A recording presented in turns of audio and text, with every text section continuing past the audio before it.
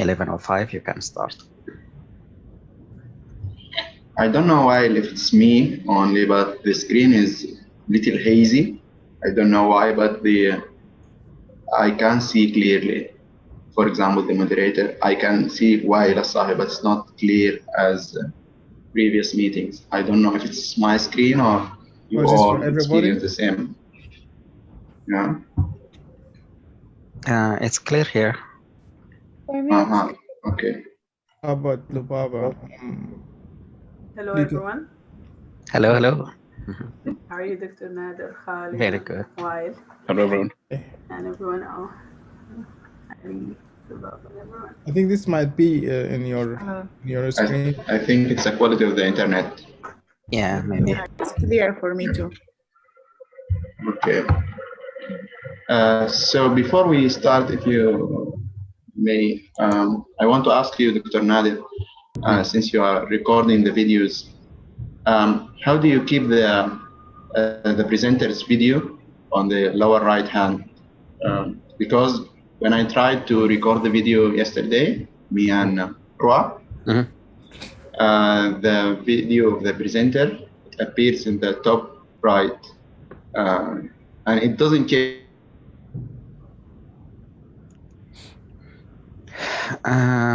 Usually, if you click on the window where the picture of the presenter, you should have, if you click on this, like the square, it has 3 or 4 icons, small icons.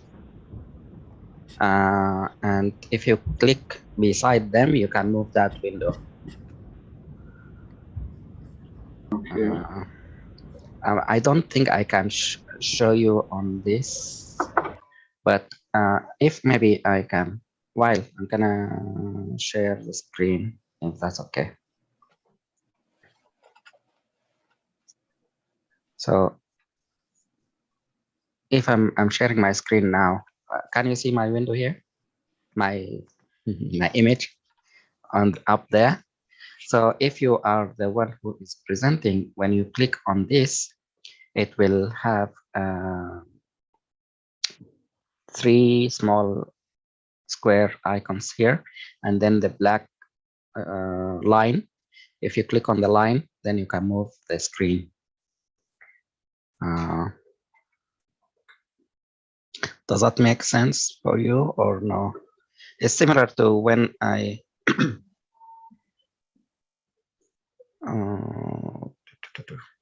this is just the recording, so I can't show you. But basically, when you click on up here, you can move the screen around. Okay, I see. I got your point. Okay, thanks. Thank you. You're welcome. While it's up to you now, sorry. So, yeah, shall we start? Yes. All right. So, hello, everybody. Welcome to people who just joined us. So, in today's meeting, we have critical appraiser. I think Lubaba is going to take care of this. I don't know who is going to be with her. The second agenda, the AGS poster preparation updates. And then I believe Khalid Osman will present and his team AGS presentation, and Mulham will show the AGS presentation for the feedback as well. So if we can start, Lubaba, if you are ready, you can go ahead and share your screen. Okay, yeah, thank you. Good morning. So I would appreciate if one of you read the questions for me from the appraisal, and I can share the questions so we can go over the paper that we have.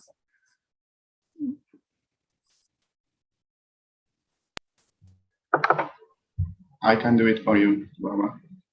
If you can share your screen. Okay, sure. Do you see the papers? I mean the questions? Or do you prefer to share? Yes. So you can have the control of it. What do you prefer? Actually, I don't have a stable connection. So I think it's better to share your screen. Yes. Okay, sure. And also to control the paper when you want to. What do you want to show? Okay, so this is the paper. Let me try to put this. Okay.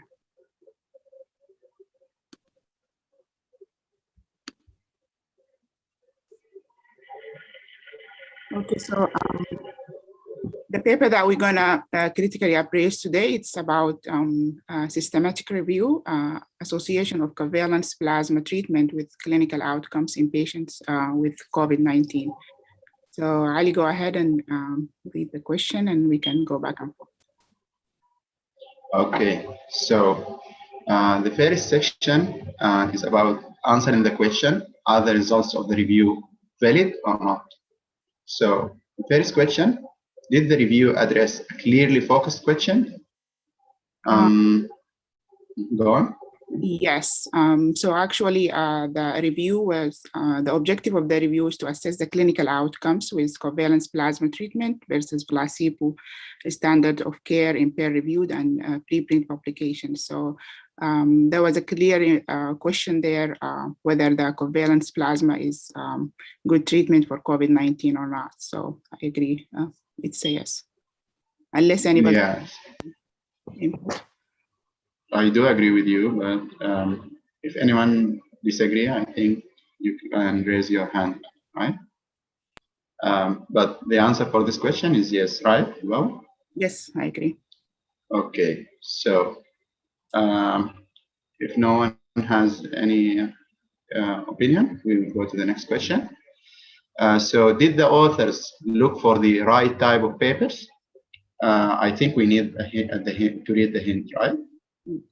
So the best sort of studies would address the reviews question and also have an appropriate study design, which is usually RCT for papers evaluating interventions like this one. Yes, so the author. So what do you think? Yeah, so they choose the right papers. They reviewed randomized clinical trials, selected and for peer-reviewed and actually preprint and even papers in the publications or non-published actually. So they had a wide variety of appropriate papers to review. So the answer. And also, did they address the reviews question about the placebo versus the comparison plasma? Yes, they did. Okay, okay, then it's a big yes, right? Okay, so moving to the third question. Do you think all the important relevant studies were included?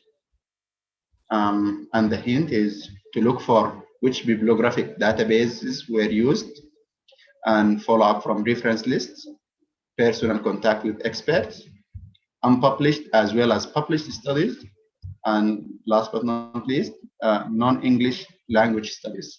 So what do you think, Barbara? I think as far as the papers that were included in the review, I can say they're relevant to the studies. However, the non-English language studies were not included. Since there is some papers that are preprint and some papers just from the press, I believe the bibliographic databases were not very clear. But I can say it's a fairly yes. And I can assume that because COVID is something new, that and the preprint will still, the trials are still going. So this is my reasoning. I think we can say it's a fairly yes, but not strong yes. If any other body have a comment on that. Why don't you can tell instead of saying yes? Because not all the hints were covered. That's a good opinion too. Yeah, it's. Does that make sense? Yeah, it does. Does anyone have an answer no to this question?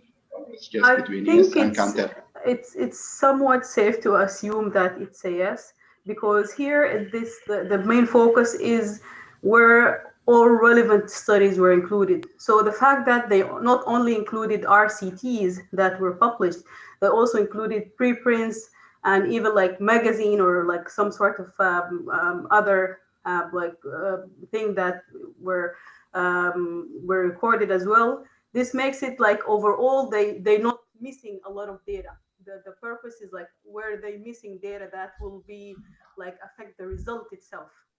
So the fact that yes, it's not, they didn't include English, but I have read somewhere like this is something that's fairly common. Like not all systematic reviews and meta-analyses include non-English um, languages. Yes, it should be considered, but it's not like this paper itself is to jeopardized to a major degree, since the number is somewhat reasonable. I'm not sure, but I think this is would be my opinion. Mhm. Thank you for the input. Yeah, I do think it's yes, but we still can't tell if it is yes or no. So Anyone else has any additional comments? And thank you, Marwa, for your input. That's really helpful. Okay, so moving to the next question. Did the review's authors do enough to assess quality of the included studies? So the hint is the authors need to consider the rigor of the studies they have identified. Lack of rigor may affect the studies results. All the glisters is not gold. Okay. So what do you think, Lubaba? Yeah, I think they did to their best. So actually, the data extracted by 2 reviewers independently, and it was relevant to the clinical outcome and trial characteristic, patient characteristic are used from the Cochrane. Actually, they use the Cochrane risk of bias assessment tool. So I think my answer is yes.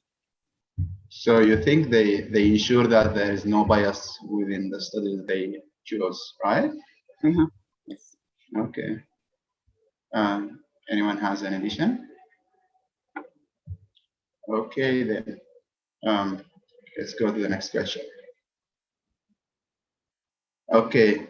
If the results of the review have been combined, was it reasonable to do so? So we should consider whether results were similar from study to study or not, and the results of all the included studies are clearly displayed. The results of different studies are similar or not, and also the reason for any variation in results are discussed. So do you think they were all going the same page or not? For this one, actually, I can't tell exactly, but most likely it's going to be yes. So actually, they combined the results. They were a total of 10,000 patients from the 4 peer-reviewed randomized clinical trial, in addition to about 700 patients from other public or publicly available randomized clinical trials were included. So they combined the papers for the results. So let's see what other questions in the hints. They stated the results clearly, I believe, and I'm not sure about they it. are all similar, you think? Or if any variation, is there any reason for that? Let's check if there's variation. Okay.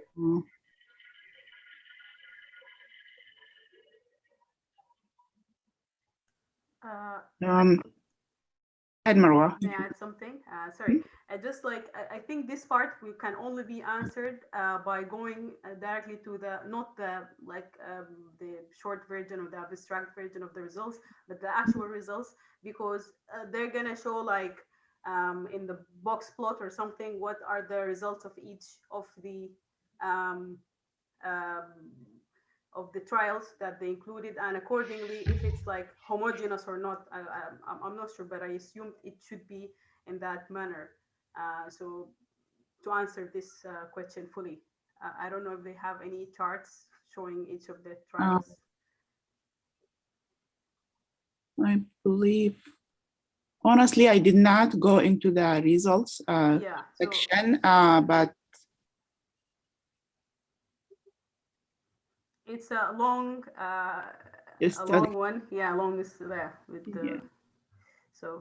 but the fact that they combined all of the papers, I think it's add strongness to the paper, but I'm not sure if anyone else has any comment. Let me see if I can flip this one.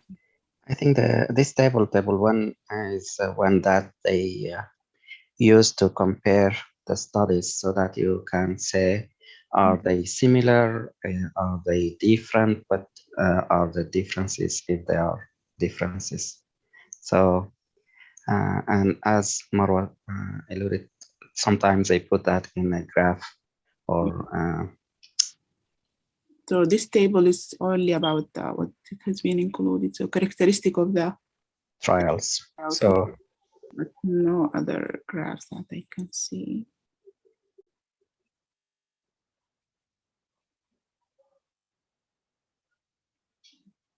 So they combine them, but they also have the table to compare if you want to compare and see if there are differences. This is what the tips refer to. So I think the answer is yes. Okay. Okay. So moving on to the next question. Section B is all about answering the question, what are the results? So what are the overall results of the review? We should consider if you are clear about the review's bottom line results or not, what these are numerically if appropriate, and how were the results expressed, number needed to treat or odds ratio or whatever. So the results, we can go over them here. So actually the conclusion of the study is that the covalent plasma compared with placebo or standard care was not significantly associated with decrease in all-cause mortality, which is the primary outcome of the review. In addition, that the certainty of the evidence were low to moderate in all-cause mortality and low other outcomes. So the main outcomes were all-cause mortality, length of stay, clinical improvement, and clinical deterioration, in addition to the mechanical ventilation used and the serious adverse effect. So the summary that they actually use the risk ratio for all-cause mortality with covalent plasma in the 4 peer-reviewed randomized clinical trials. The confidence interval was between 6.63 to 1.3. For absolute difference, risk was 1.2%. With confidence interval kind of -5 to 2.8, which is kind of a little bit wide. There was low certainty of the evidence due to imprecision. So the results are somewhat, there is no significance. Not significance, I think. Yeah, for the plasma compared to placebo or the standard care. This is brief about the results and outcome. So they use the relative risk and the absolute risk difference. Yes. And it was clear results, right? Yes, it was clear. Yes. So anyone has addition to or comments to this question? Or should we move on?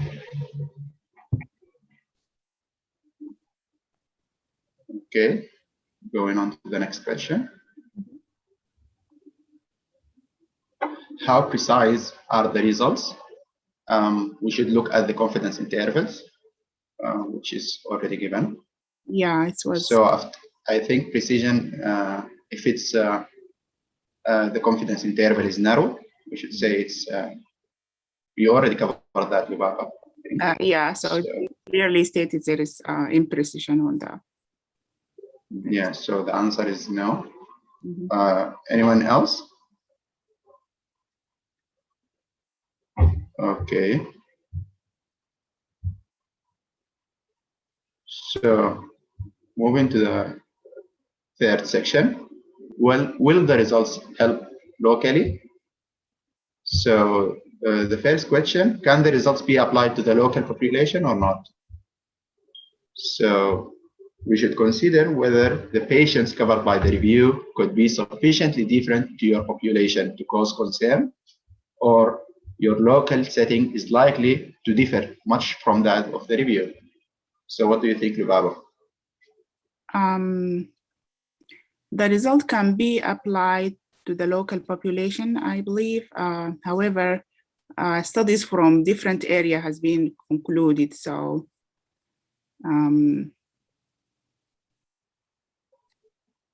saw that some reviews from India, from other countries as well. So if we are talking about US, we can say maybe based on the number of the paper that were included, whether if it is from US or outside of the country, we can talk about if we can apply them to local population in US.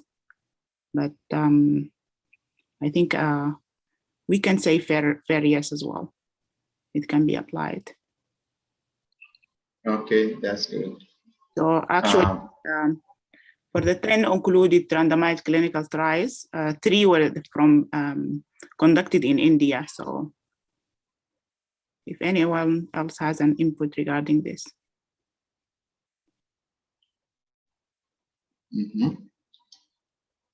I don't think there would be much difference in the settings as well as population. I don't think, I agree with you.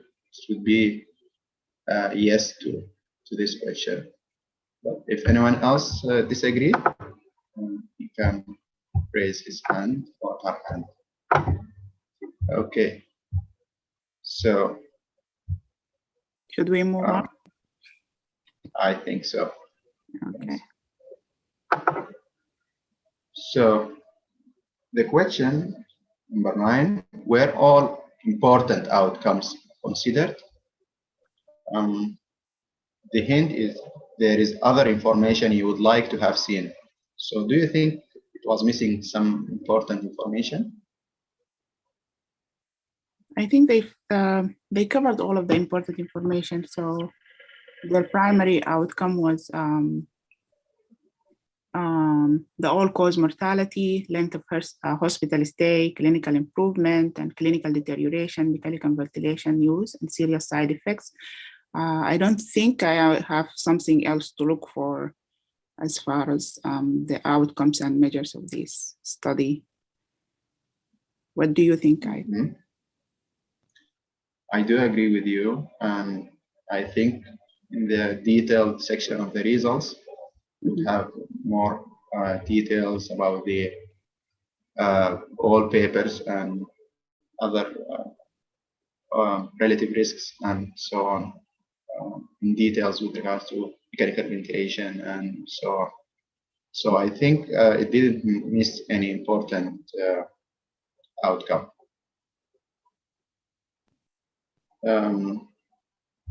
If anyone disagree, as always, please join us. So moving to the next question.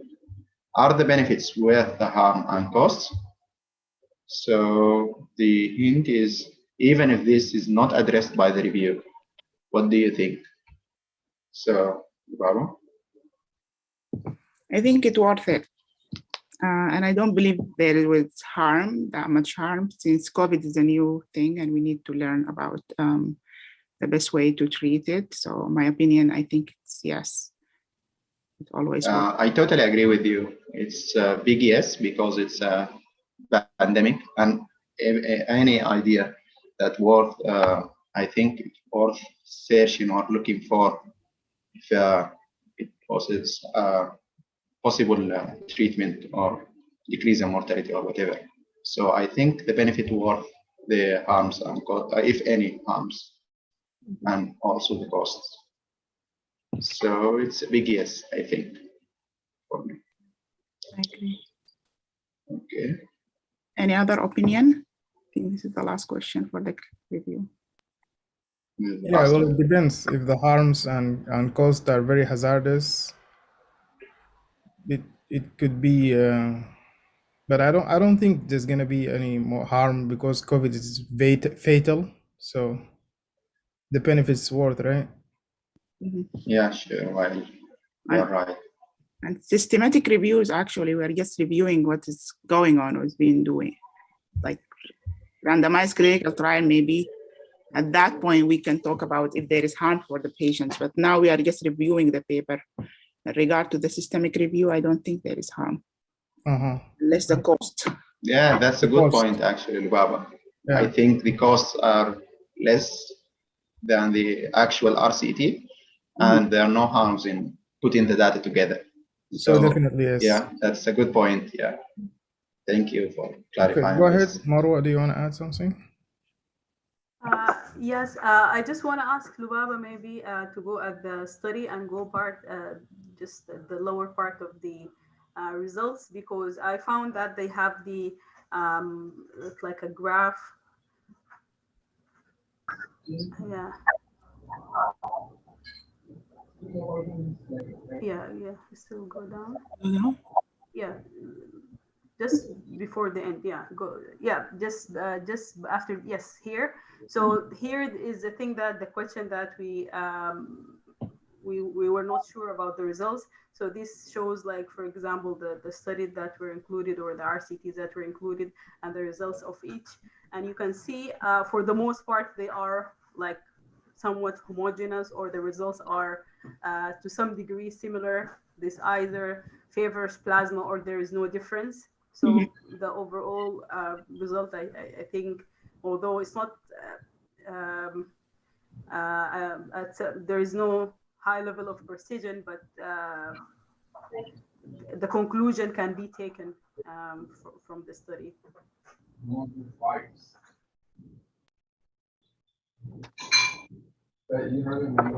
Okay, thank you. Yeah. Thank you, Marwa. Actually, I would like to take the chance. I think when I see a graph like this, I get confused. I don't understand anything from these kind of graphs. So I would like to take the opportunity to ask for, I don't know, maybe tutorial or presentation to explain how these graphs, how can we read these? Maybe, I don't know, maybe from one fellow, or maybe from a statistician or whatever. Thank you. Yeah, it's a great idea. Actually, we should consider doing that. If someone expert in this kind of graphs and would like to make a presentation about it, that would be great. If someone with more expertise who can teach us, that would be even more great. So Sumi, do you have a comments, question? Yeah, I was trying to say that, yeah, plasmapheresis probably is more effective when there is a initial stages of the disease, like because the cytokines and inflammatory cytokines levels are high at that time point, so it will work better, in the initial stage. And also another thing I want to include that if somebody is treated with COVID-19 symptoms, or like with the plasma, like fluorescent plasma, that person should wait at least 90 days before getting the vaccine. That's from, like, when I was reading this journal, I was trying to find out like what are those things. So I think there is no harm so far treating these things. And it seems like if a person gets the plasmapheresis, like let's say the plasma from someone who recovered recently, so they have like a high antibody titer, and that person, like, who gets it, their mortality and the ventilation rate is much lower than who does not get it. That's all. Thank you. Thank you, Sumi. That's a good point. So going back to, before we move on to Ali suggestions, does anyone have any opinion about that? tutorial? Yes. Can I say something? Go ahead, Khalid. Yeah, regarding Ali's suggestion, maybe I can go over the figures that I know, and the ones that I don't know, I can learn about it from multiple sources, and I can Present. present you next week, maybe. Okay, that sounds great. Thank you. Okay.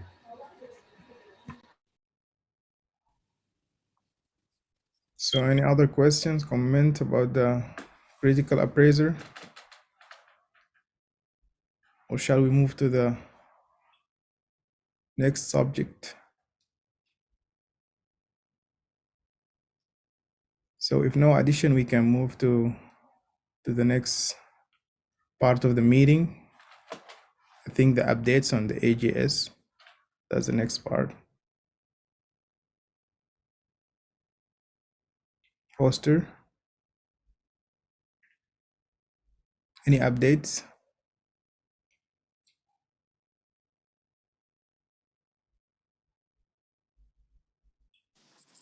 All right, I will start.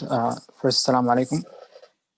Salam. So for the project AI and artificial intelligence project, so they sent it last week. They had an email about AGS sending the report or the video itself. So I think most of the ones who are involved in the project or the ones who are the primary author, they would have that same message.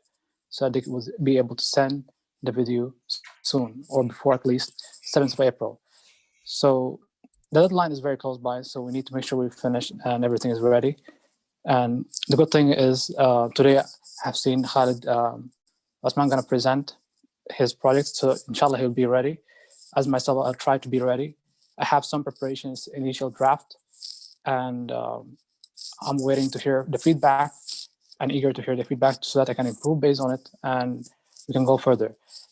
And everyone has been involved in the team, and the goal is to make sure that the project to be at least something good enough, represent us as a group, and hopefully we can, at least if we're able to one of the projects win something at the end, because we have a lot of projects here, at least 3 or 4. So if one has higher ranking at the end when they vote, that'll be something good, really.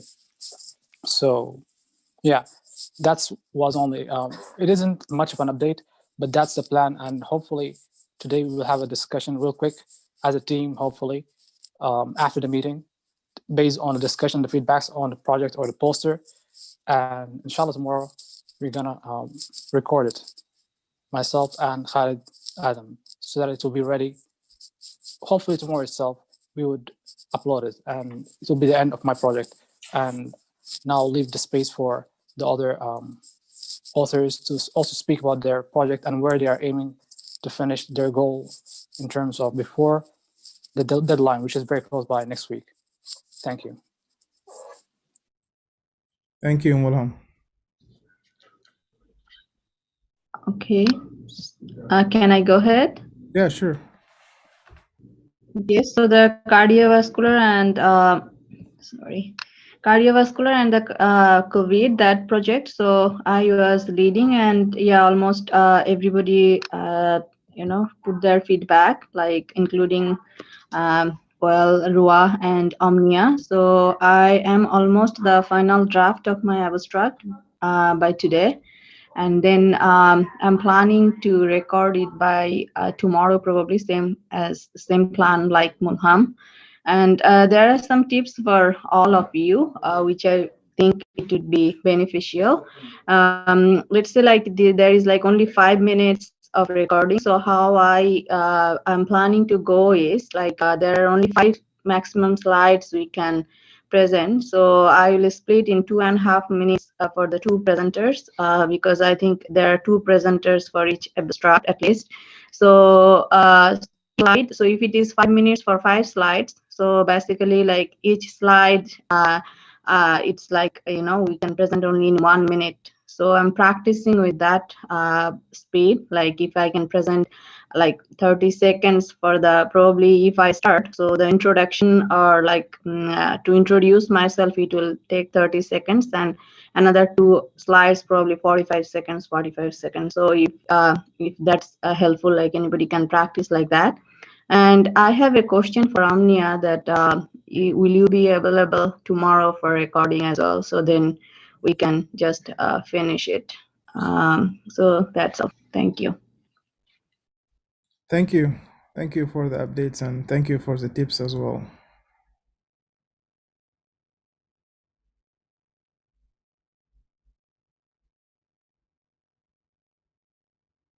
Is Omni available?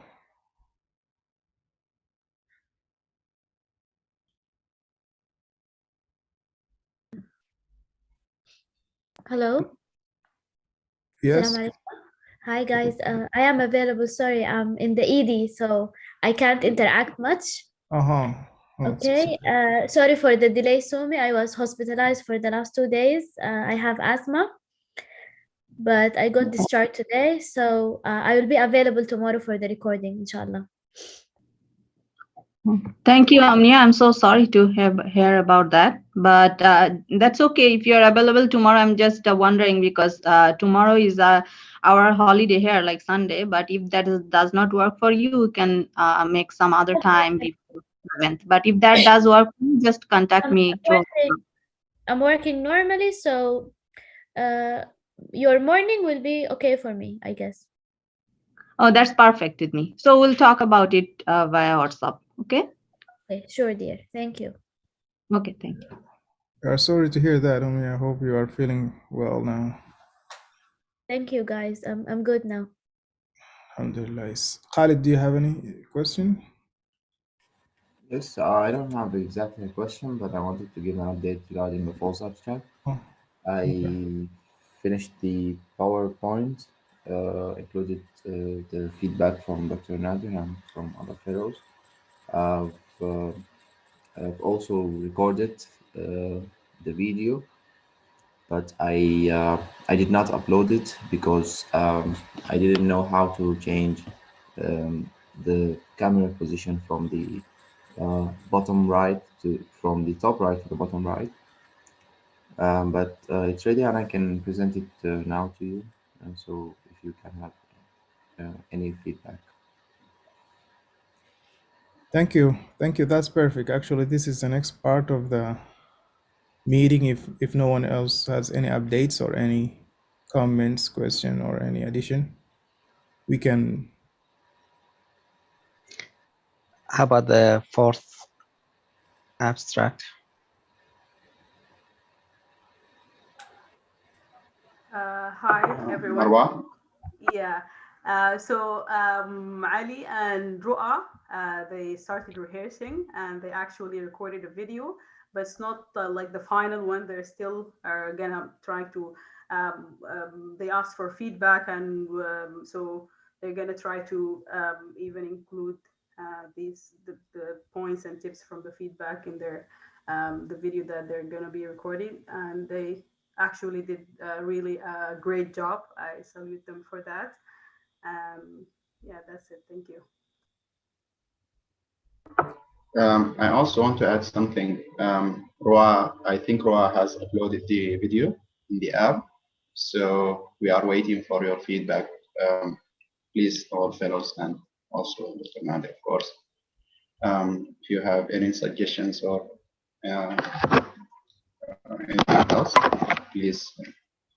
Yeah, thank you. I think we are planning to upload the final video by tomorrow. Yeah, Sunday, right, Roa?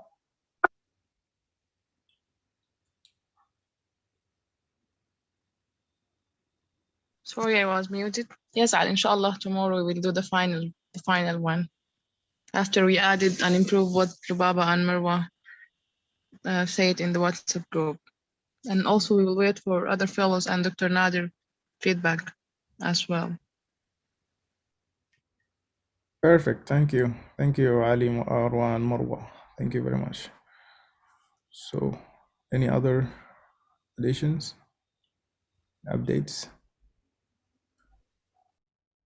Khalid, if you are ready, we can go ahead. Okay.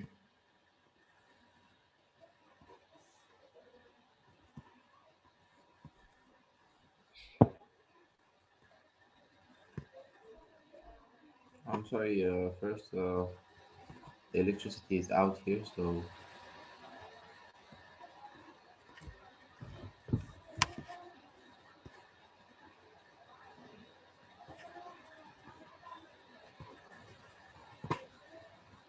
can you all see my screen? Yes, I can Great. see it.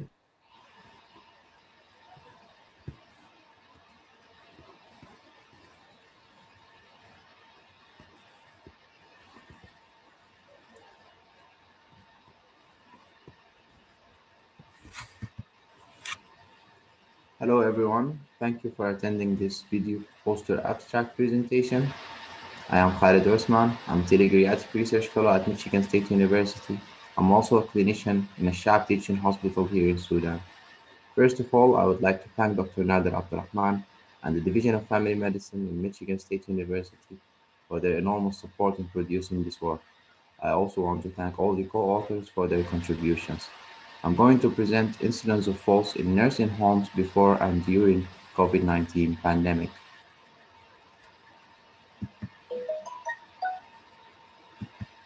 Falls are a major cause of morbidity and mortality in older adults.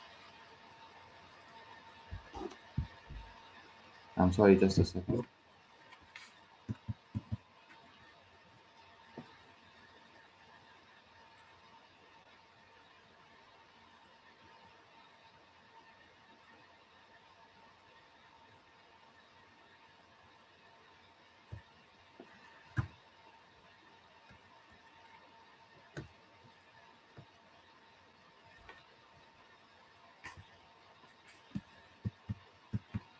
Falls are a major cause of morbidity and mortality in older adults.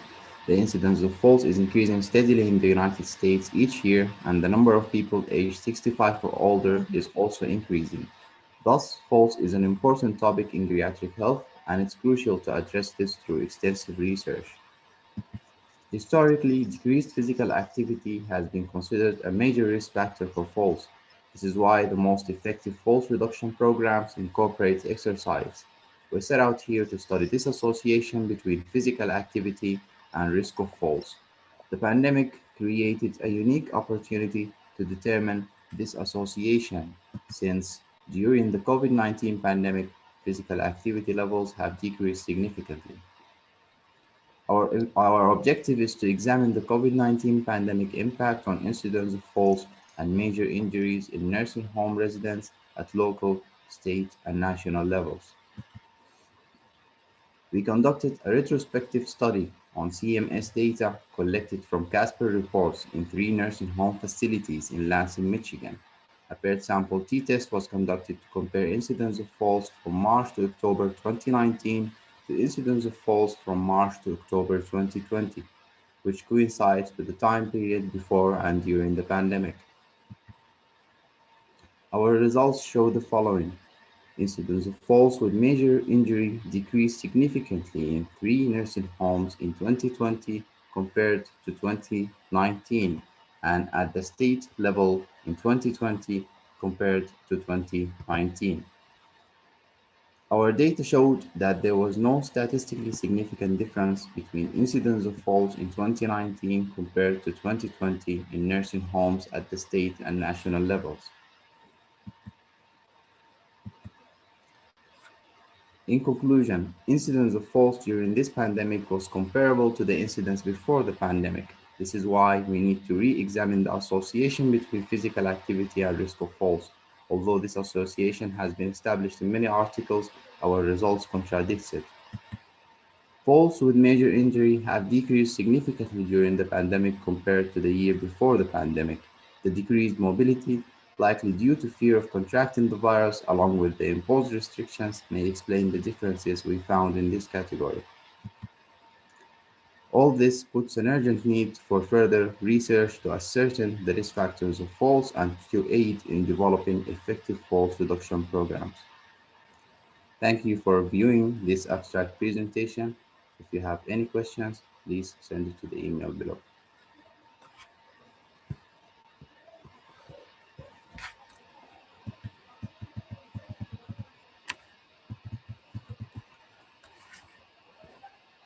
Thank you. Thank you very much, Khalid Ismail. That was very nice presentation. Well done.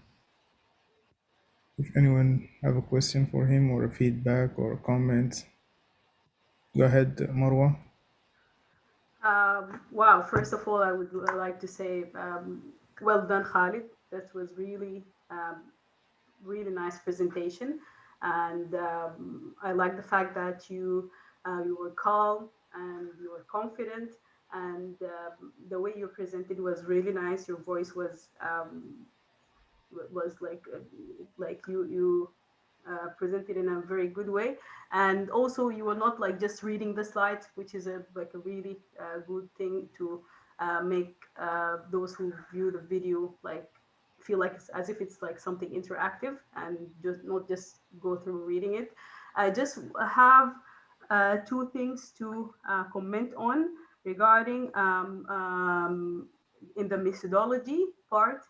You use the word conducted, I think twice in the same like the same like paragraph or in two two close paragraphs. So you might maybe find a way just to change that word, if like find a synonym or something. Maybe it's not like a big problem, but this is something that you can consider. And also regarding the MSU logo, this is a really nice idea to include it. We haven't put that in the our presentation, so we're gonna consider doing that. So it's a good idea, but I suggest you fix it at a specific place. So, I noticed in the first slide you have it in the two upper ends of the slide, and then it was at some point on one end, at some point on two other ends. I suggest that you can put it maybe in the lower part, lower right end of the slide, and just fix it since they have the AGS logo at the lower end. So you can do the same at the other end. You can put the MSU logo. Yeah, these are only the points that I noticed, but great job. Thank you, Marwa, for your feedback. That is exactly what I was looking for, a feedback. Yes, I should not repeat words. Using synonyms is much better since it's a video and you can rehearse it. And also the logo, but I'm not keen on this logo because I don't know, it's green and the presentation is blue or orange. The whole thing looks a bit weird. So I was looking for a blue MSU logo and I couldn't find it. And then I can adjust it as you said. And also Dr. Nader said that it's the Department of Family Medicine and not Division of Family Medicine. I'm also going to change that. So thank you. Perfect. Thank you. Thank you, Marwa, for the feedback. Mulham, go ahead. Yeah, thank you, Wael. And thank you, Khalid, for this great presentation you did. It's really amazing. You did a great job there. As Marwa said, you covered a lot of things. And the good thing that you did is you did it in less than 5 minutes. And you covered the whole guidelines needed based on the AGS, which is the most important thing here. And you did it very calmly, as Marwa said. And Marwa covered all the great points you did. And I just want to emphasize on one point here is the logo. Based on the guidelines I've read a couple of times, and have read even today to make sure that that I'm doing it right. So they say that the e-posters may not contain any corporate logos or branding. Utilize generic drugs or therapy names shouldn't be used. So basically they're saying, what I understood, please help me to understand as well, everyone. Based on what they said, we shouldn't be involving any logos in terms of the poster. They don't want that. So that's why I haven't added it in my poster, but if there's a misunderstanding from my part, please let me know. But then again, your idea of the poster, or the logo itself is really good. But if it is in the paper or it's mentioned there, and their understanding or their point is that, then I think we should not include it in that point only. But other than that, yeah, really great job. MashaAllah, it's really amazing. And thank you. Thank you, Mulham. Khalid, do you want to respond to that? Yes, thank you, Mulham, for your feedback. Thank you so much for that. Regarding this, yeah, I've also read that in the instructions yesterday, and before that, I've noticed it. But I don't know if what is meant by corporate. I don't know if university is a corporate or not. So I just thought that it's for you cannot put corporate logos for commercial purposes, but I'm not sure about the university. So maybe any other fellows have an Let's opinion hear about from this. Sumi. Okay, yeah, Khalid, it was a very nice presentation and it's very clear and easy to understand. That's what I felt as a listener. Yeah, I was exactly wanted to talk about the Mulham point. I think I read that any institutional logo or any corporate logo you cannot use. So I don't know. I did not use MSU logo either.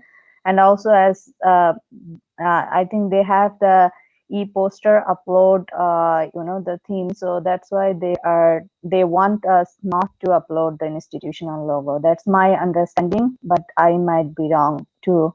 In that case, there is an email address. If you have any questions regarding poster PPR and presentation, you can email them and ask them that are you allowed to put that logo.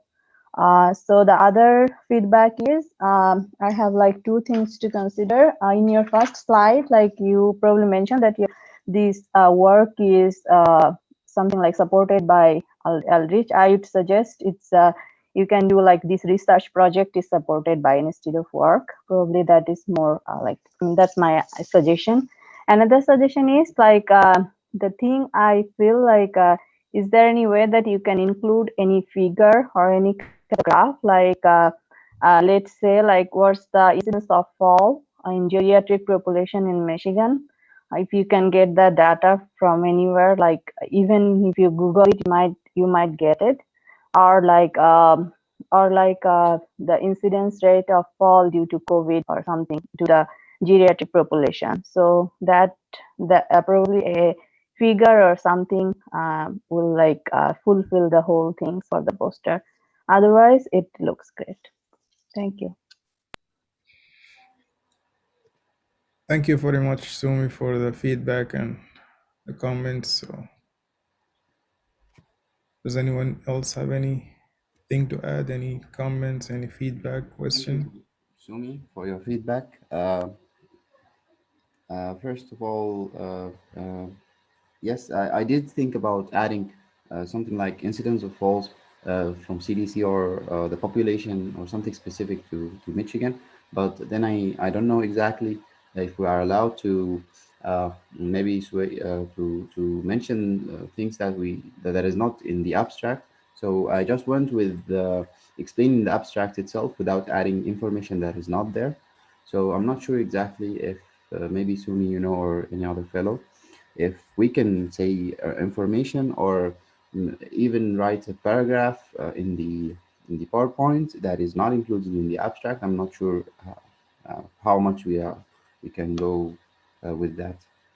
And yeah, thank you so much for all your feedback. It's been very helpful. I did not notice all these things.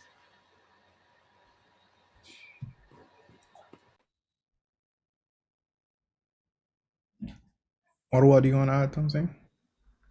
Yeah, just one question for Khalid. I didn't pay attention for this. Did you include a figure from the study itself, from the fall figure, fall study, the results that you have? I believe we have. There was a box plot or something. I know that from because I know from the depression paper or project, there was a box plot. If you have a similar paragraph for the fall, if you include that, and then when you are saying the figures for your own abstract, and then you say the other numbers like regarding national, it will make sense. They can imagine at least where does it fall compared to the situation or what you found in your research. I'm not sure if that makes sense for you, but this is just a suggestion.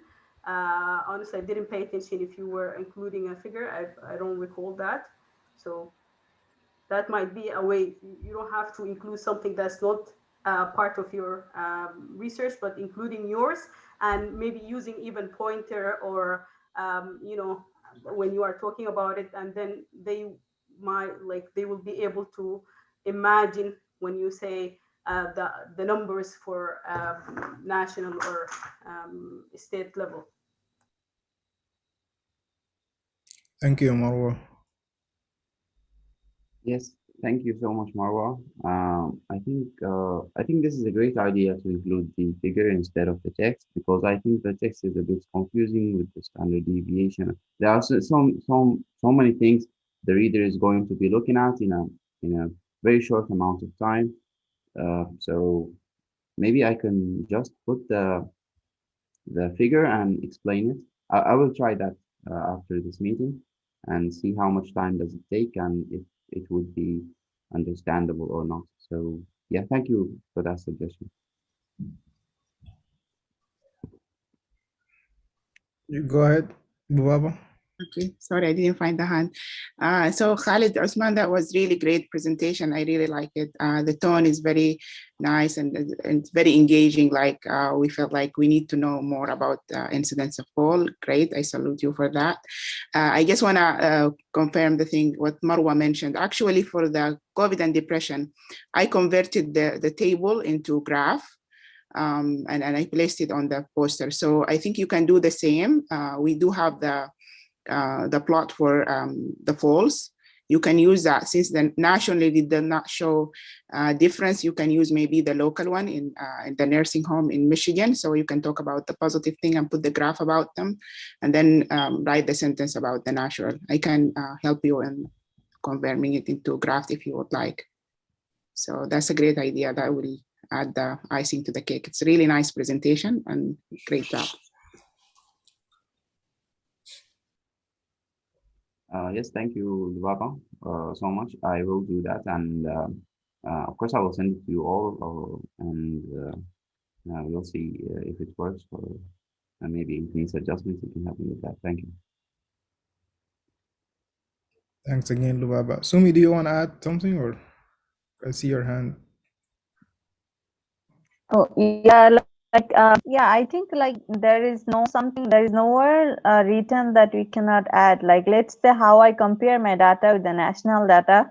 So for my the abstract I'm going to present, it's like a COVID risk factor with like the cardiovascular risk factor, COVID with the geriatric population, right? So if I want to compare, like what's the mortality rate for Michigan, in compared to the whole United whole United States.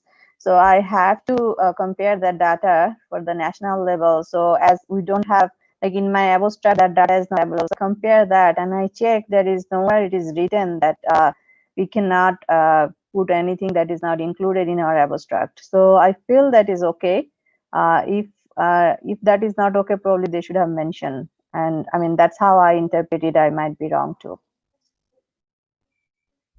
Thanks. Thank you. So to the last point, Sumi, I agree with you. You can add graphs or figures to show your comparison of data. And usually when you submit the abstract, you submit it in a written format, and they will accept that, and they will inform that your abstract is accepted for presentation. So in the past, before this e-poster, what you do, you put the poster in a printed format, and you can add whatever graph or pictures or whatever. That was not submitted initially because the submission was only text, only word. You don't send tables or graphs. So you can do whatever.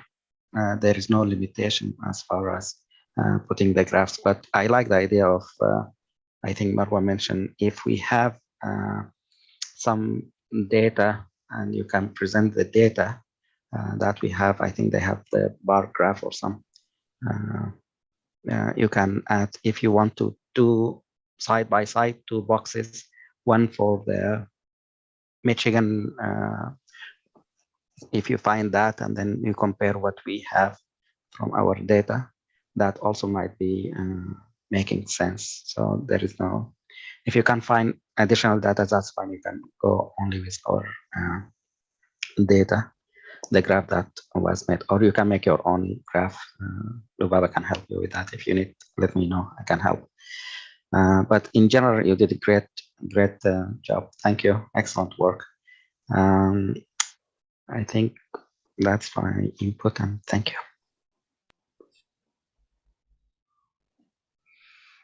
Thank you, Dr. Nader. Does anyone have any other feedback or question for Khalid?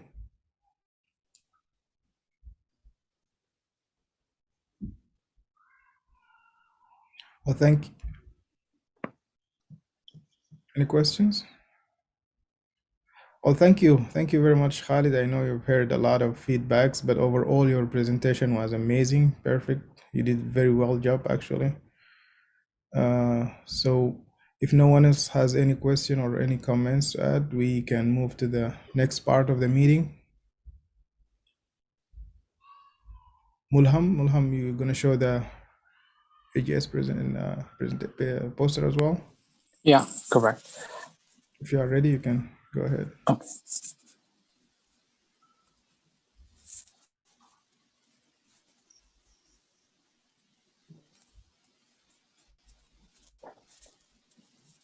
All right, are you able to see my screen? Yeah, I can see it. Perfect. All right, so basically I haven't done it based on what Khalid Osman did, which is placing it in different slides, 5 slides. And I think what he did actually is based on the guidelines, what they asked. They asked for, I'll read just what they said.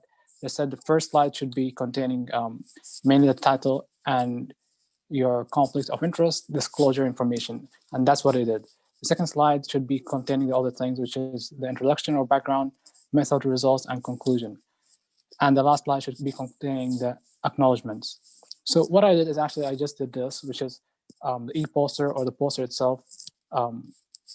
And I felt that this is appropriate, or the classical one that is usually done. And I did it based on that. And this is everything. Results, we had a lot of information.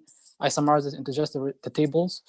And I wanted to hear the feedback, like, is this something that is acceptable to use the process like what I just did here, which is simply the title and the authors involved, and then the background, methods, results, conclusion, and acknowledgement. So I won't be going in detail because I haven't prepared for it yet, but I want to say that there's some points still. This is kind of the initial draft. It's not the final one. I just did this, but there's some points that I'm going to work on. For instance, the background is very poorly structured. That's what I'm going to work on. Make it a bit like bullet points. I think it should be in that way. Khalid Osman did it that way, and Lubaba and Marwa did it as well. And I have seen some posters, so I'm going to work on that part in the background. And the methods, probably I'll do as well. And the conclusion. It will be similar to the acknowledgement, which is bullet points. That's the goal of how it will appear. And the results, probably I'll keep it as it is, but I'll add the figures, figure 1, 2, and 3, explaining what they are. Because right now, if you see the results, you have no idea what is going on there. Correct. That's a mistake. So that's something I'm working on today. Inshallah, I'll finish this part, which is placing the figures part, figure 1, 2, 3, and the bullet points. And hopefully, based on your feedback, I will see either to keep it as it is or change the design, make it a new design, which is similar to what Khalid Osman did, which is in different slides, less than 5 or at least 5, as they said, which is the maximum number. And yeah, thank you.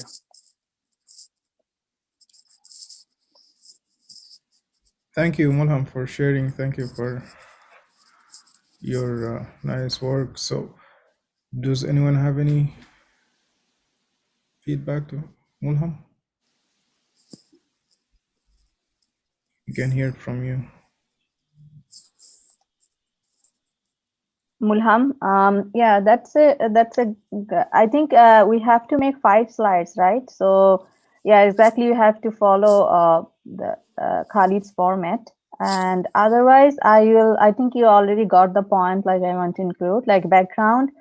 Yeah, I would suggest the bullet points, and I can share my screen, and because your this project and mine one is like pretty close things, like I have like cardiovascular and yours is like other risk factor. So I'm not done yet either, but I just did the first slide for my background.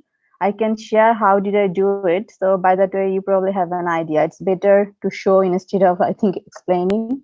So can I share my screen? Is that okay?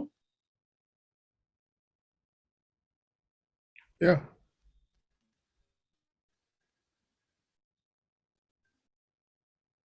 Are you able to share your screen too?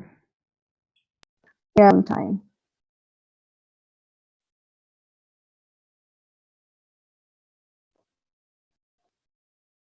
Yeah, can you see my screen?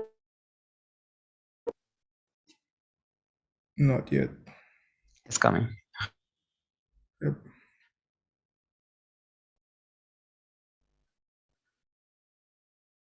Yeah, can you see now? Yes. Okay, so I'm like I'm not done yet. So that's my idea. So the background I will tell what like incidence of COVID-19 is on the rise, and this is the data I got it from Michigan Data Institute. The data, and for like 2022 March 21st, the total cases of COVID-19 is this much, total death is this much, and vaccination coverage is this much. And Michigan was ranked basically 13 among states in USA. That source is water, and mortality is higher in elderly population, which is like 86%, like age 60. So I mean, I just made that, but I'm just trying to tell that's my point. Like that's how I wanted to do like bullet point, and then I wanted to compare like the cardiovascular risk factor mortality rate is how much in compared to like the total US nation versus Michigan, and then I will talk about my results, like what's my objective, what's my aim, and methods and results. So that's my idea. Like I don't know, like that's what I was talking to, I mean, Khalid's paper. Like I think we can share this data because there is no way that I have data. I did not include these things in my abstract, but I think we can do that. So that's my point. Thank you. Thank you, Sumi, for sharing. Thank you, Sumi. Go ahead, Marwa. Thank you, Sumi and Mulham, for sharing your presentations. I'm not sure about if you have to abide by the guidelines, or what would they put as like the module for that. So I cannot comment on that point. Maybe you can email you can email them and just confirm, because they respond fairly quickly. I communicated with them regarding a specific part regarding are we able to present or not. So they respond fairly quickly. So you can do that if you are you would like to just present it as a poster. But I can give you feedback on the poster itself. First, I like the layout. It's very nice, and you can see it smoothed the transition, and there is a good amount of what they call it, white space or empty space.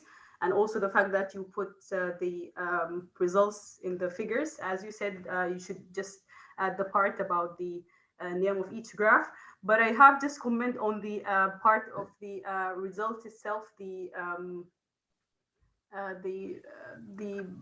what they call rectangular with the rounded edges. It should be the whole length. I don't know if you can share your screen right now.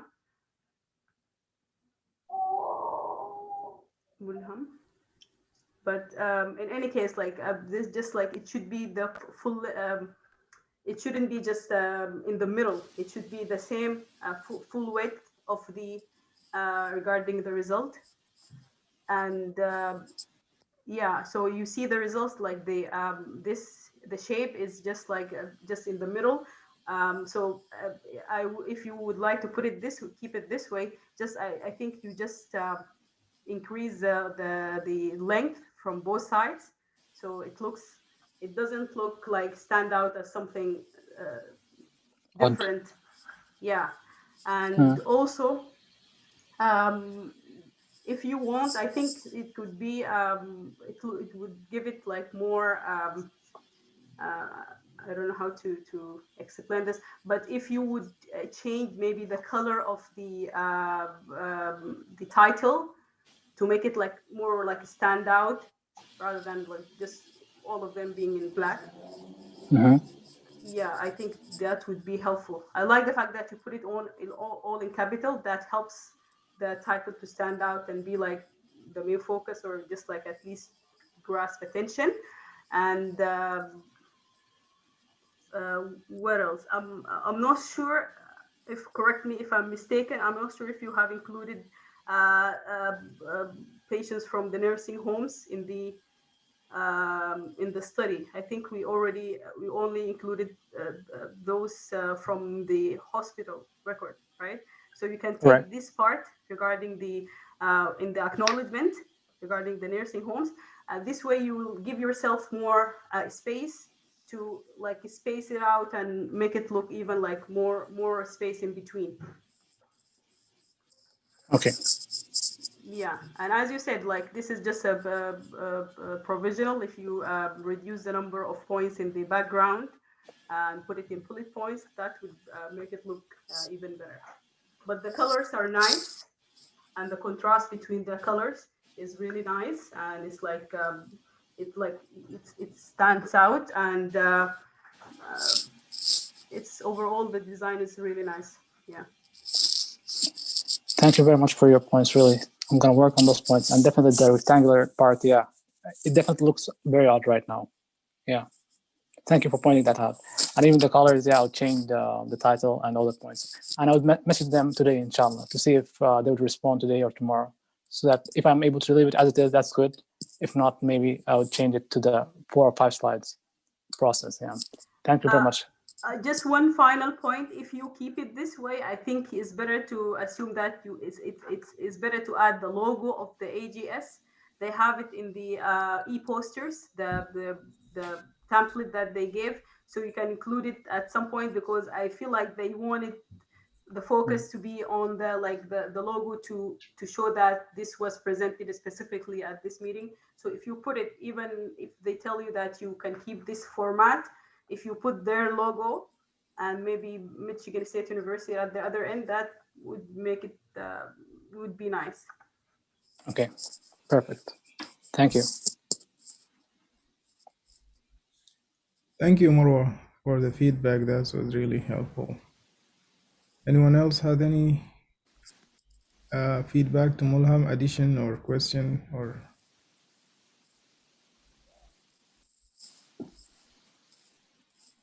I think also the result section, Mulham, you can change the colors. Like, you know, it's three figure, right? So this 3 figure, either you can make like, you know, like for every what I'm saying is like suggesting is like, let's say diabetes, you can point like red bar, and then the other one like obese, I think. So you can put like yellow bar, and then CVD like green bar, something like that for the all. Or you can like, you know, like define like for all of the figures, like all diabetes will be red bar, all obese should be like yellow bar, something like that. So it's for a viewer or like the people who are listening, it's easier for them to like interpret, I guess. That's my another suggestion.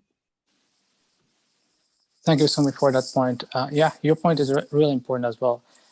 I'm going to work on that. And first I want to see it. First, right now, I'm not able to visualize that. So I need to first change the colors and try to see it based on the whole look at the end, because right now, thinking of it in that way, maybe I would be not 100% sure about it, because it will change the appearance of it as a whole. So I'll try it. Definitely, I'll try it and see how is it. If it works well, and of course, it's a teamwork. So we're gonna discuss it as a team as well, the group, and see that how is, if it is well, then we'll keep it. Thank you very much, Somi. Thank you so much. Let's hear from Baba. Yeah. Yes. Great job, Mulham. It's really very nice looking, very obvious and clear, and the color, the choice of the color is very good and very clear. So I guess my suggestion that not to forget the contact. You can add the contact, how people can reach you if you're gonna stick with the poster. Another suggestion is the colors are really nice and a great choice, but I suggest if they allowed you to continue at the poster, why don't you use their colors to reflect that the AGS colors? And then as Marwa said, don't forget to add their logo too. Just a suggestion, maybe you can play with the colors around and see, but this one is really perfect, and I like the contrast as well. So great job, thank you. Thank you very much, Lubaba. Definitely I'll work on your point as well. Thank you. Thank you, Lubaba. Marwa, do you want to add something? Just one brief suggestion as well, if possible. Just like, this is up to you, definitely, but you might consider using a different form of chart rather than putting the three of them in bar charts. I don't know, maybe one of them can be like a bar chart if applies. So if for example, maybe the second one or the third, I don't know. So if it's like, these are not all the factors, it's not like a full 100%, you can put them in a by the respective percentage, and then the last one you can write others. This is just another suggestion. So it's just gonna give it like more variability, you know, when you have more like kind of figures, and it might be thing to consider. Yeah. Thank you, Mara, for that point. Really, yeah, I think you are a good designer. So you are knowing, most of your points are based on the design and really good points. So definitely I'm going to take your points. I'm going to work on that part and see how I'm able to do that. If I'm able to do that pie chart, I'm going to add it. Yeah. Thank you very much. Thank you. Thank you, Marwa. Lubaba, I see you found the hand. You wanna? Yes, I found it, and I don't know how to put it down now. No hands, okay. Now from my old one, thank you. I thought you have something to add. So thank you again, Mulham, for sharing. And anyone else has anything to add to Mulham presentation?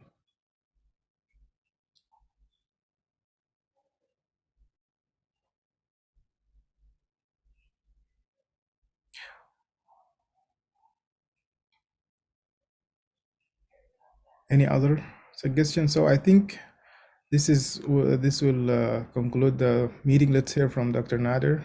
If you had any? So I agree with all the comments. That's great. Thank you for the input. Not sure, Mulham, if you want to still put it in one slide, or you want to take advantage of making it in a separate slides, like us, Khalid Osman. The benefit of more than one slide is the reader will, or the viewer will be able to look and read as, and they can follow, especially the graphs and the details. If it's in one slide, it will be very small. And remember, some of these are older viewers. So just put in mind who is gonna review or view your posters. But in general, I think you did great job and great inputs from all of the other fellows. Thank you.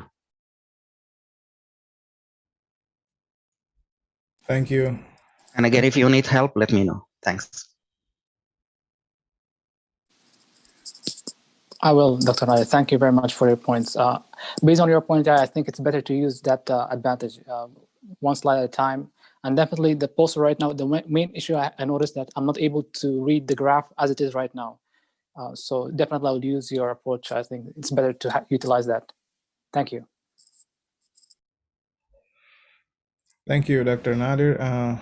If no one else has any suggestion or question, we can come to the part to discuss agenda for the next meeting.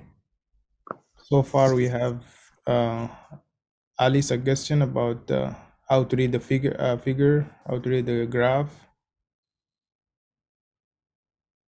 Any other suggestions for the next meeting? I just have one comment. I think Khalid Usman will be leading the next meeting. So it wouldn't be too much for him to present the tutorial, the demonstration or whatever, and lead the meeting also, or should we change maybe the leader or the presentation, switch the presentation to maybe another week? Yeah, let's hear from him. Let's hear from Khalid. Yes, I have no problem in doing that, unless anyone is interested in presenting. But if not, it's okay. I think it's doable. Thank you, Khalid, for that. Any other suggestions for the next meeting?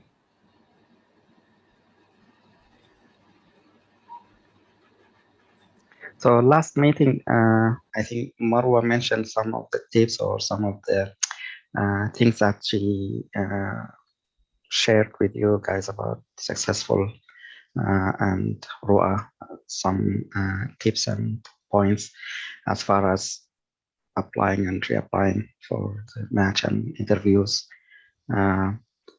Anyone else wants to share some of their experiences, their tips, their inputs?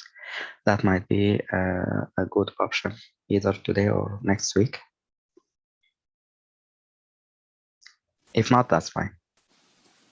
I could provide that part, but if there is somebody like a moderator or something, like Weil is already the moderator, if like to make sure that the conversation is on the point and it's beneficial to all.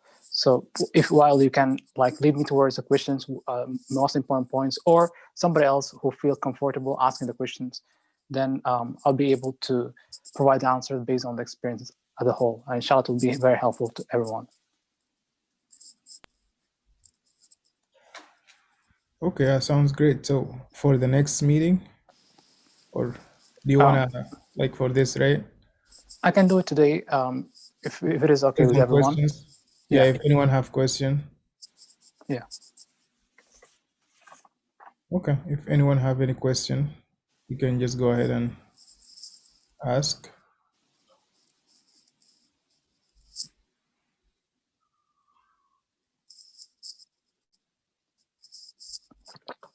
So how did you make your list of programs, Mulham? Last week, I think Marwa and Roa, they have their way or strategy as far as making the list and targeting certain programs according to certain criteria they found useful for them. Okay, that's really amazing for both Roa and Marwa. Sorry, I haven't been there just last week and I haven't seen the recording, but definitely I'm going to see it, inshallah, today or tomorrow to be able to identify what happened. And I will say that the program that I chose mostly based on my belief on what works or what is my CV is based on. And my CV is based on, now interesting, it seems academic at times, but at the same time, I haven't applied to much academic programs as a whole. I mostly focused on community and affiliated universities. And I chose only about 5 to 10 universities, that is fully universities. And I was able to get at least 2 from them, that is universities as a whole, without being affiliated to any other. So it wasn't that much of a number I applied to. I believe that to be involved in most university requires higher scores and different other parameters. So I didn't waste time in that part. I focused on the other parts, which is mostly community and affiliated universities. And then I focused on the locations based on where I'm at and where I have gained experience. For instance, I was in Michigan, so I knew definitely I'm going to have some way in that area. So I had some good number of interviews in as a whole in the East Coast, but in Michigan, I think only one interview. And I think where you have an experience definitely has an impact. Even they know that you're already familiar to the area itself. So definitely knowing where you have an experience and where you have contacts is a big factor. And focusing on the East Coast is very important, or the Northeast regions. I have applied only to 1 or 2 programs in the West Coast, and that's where I got my interview. I didn't want to waste time in the West Coast based on what I read and based on my CV. So it didn't work, and I have no experience there. And so mostly we don't focus really as an IMG on the West Coast. Northeast is our area. And the South, some programs there. And that's where I applied, I think, for even 5 to 10 programs in the South. And I was able to attain 1 or 2 from the South. So I think that strategy worked well for me. I knew where to work based on my CV. And I focused mostly on the Northeast area based on that parameters. Any program that's focused, let's say, it says 2 years or 3 years specifically, and it's a must, I haven't applied to it. Anything which worked based on my criteria and they were like flexible, I definitely applied to it. And I made sure that my score line or whatever they say, for example, for my scores were in the 220 or over that number. So if it is something in that range, plus or minus 10, I would always apply to such programs. So even 230s, yeah, I would apply to it. So that was my way, because if, let's say, I restricted myself to just my score, definitely I wouldn't have had most of the programs there was involved. Almost all the programs I got from, they said 230s or 240s, but they lowered their score based on the candidates, and then they provide me the opportunity. So yeah, I know that based on my scores, I was maybe had some good things in it. That's why they provide me an opportunity. They want to see who this person is. And I think that's our goal, and that's our aim should be, to be exceptional in our category, whatever it is. If it is somebody in 230s or 240s or 220s or less, we need to be exceptional or outliers to be provided an interview, because they would drop from somewhere like 260s, whatever the program is, they're going to look toward 250s, then 240s, 230s, until they reach us. And that was my plan. And I did get interviews based on that. I didn't have any contacts in those programs. I was surprised from some names. And I think really they look at us as a complete, as a whole, and it can work based on that. But we need to have a strategy, North East Coast, based on our CVs, based on our parameters and our contacts and our experiences. It definitely makes a factor. And I'll enter into another territory here just real quick, which is, I hope I answered that question correctly and more importantly, in a helpful way. But I will enter into another area, which is having a strategy for 1 year ahead is very important. For instance, right now I'm in New York. My plan was to plan for the next year. What I did right now, the experience that I gained was for next year around. I have no idea when, at that time, when I went or I was planning to come to New York, if I'm gonna match or not. That's should be something we keep on working regardless of what happens. So that was my plan. I came to New York with a plan to have some clinical experience, and alhamdulillah, right now I have about 2 months or 3 months of clinical rotations, kind of. So the main things that I had in my list to prepare for next year, I already started. That's how we become stronger applicants. We don't wait. Waiting results in an issue of high risk, of lower risk, or less risk of matching. And hopefully we will match, but we need to plan ahead to be ready, like planning what we need to do. What is our red flags? Definitely, I had red flags, and I worked to make sure that I overcome those areas. Now, based on my number of interviews and based on where it was, I knew that I was more appealing towards academics or academic programs in compared to community programs. So my strategy for next year around, regardless of the number of interviews I got, because I knew there's a chance that I won't match. So my strategy was based on having clinical experience. Now, the goal is community programs. How you hit community programs is clinical experience. Regardless of age, regardless of all those factors, if we had the right experience, for example, 6 months and beyond. Right now, I do have 6 months. So I was going to have more even actually. That was the plan. So that is important. And then focusing on the strong letter recommendations, personal statement, and definitely when you work in a clinical environment, you will start developing strong contacts, networking, because you interact with this person, that person, and then you know that they have somebody there, and here you provide your card, business card, and that even results in a stronger bond, more research projects, and so on. So the process is not easy, but you develop. Alhamdulillah, even here in New York, I was able to develop some contacts, very strong. So that's how you develop it, and investing in the right area and provide your energy and investment in the right location. That's why I went from Maryland to New York. That was my strategy, because we know how chances for an IB to invest in such a city or state. There's a good chance for improving and getting a good number of interviews based on that strategy. And frankly, in this point, if somebody is planning to come here to New York or invest in this location, definitely would like to mention there's a healthcare system. And if you want, please contact me. They need doctors or clinical assistants. That's what I'm doing at some place. I'm working different jobs, 3 at the moment. That's why sorry for the last months or before that I wasn't able to come here. But my plan was to keep on gaining the experience and learn from those. So alhamdulillah, I learned a lot, and I keep trying to learn more. And I think we need to push. And if you're interested, definitely I would mention the healthcare to you. It's called SN Healthcare. It's known here in New York, and I have their email. You can contact them, and it's better to start from your location before moving on to have the contract and everything, so that when you move, you have something in your hand. That's something, if you want, it's a kind of like clinical assistant where you have interaction with patients, and it's a kind of a clinical rotation or externships, and that's how we're going to place it on our CVs and shows much better experience. But then again, you need to see your situation, if it's possible or not, and accordingly. So we need to do that based on our situations. And yeah, and I hope I can help. If there's anything I can do, please let me know. And please ask me the next question, because I think I spoke a lot on that point. Thank you very much. This is very great points. Actually, you mentioned a lot of very good tips. You were very right about the how did you apply?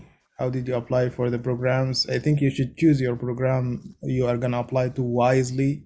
You don't want to just spend your money, because at the end of the day, you will end up paying a lot of money for programs that you're not even get a chance in.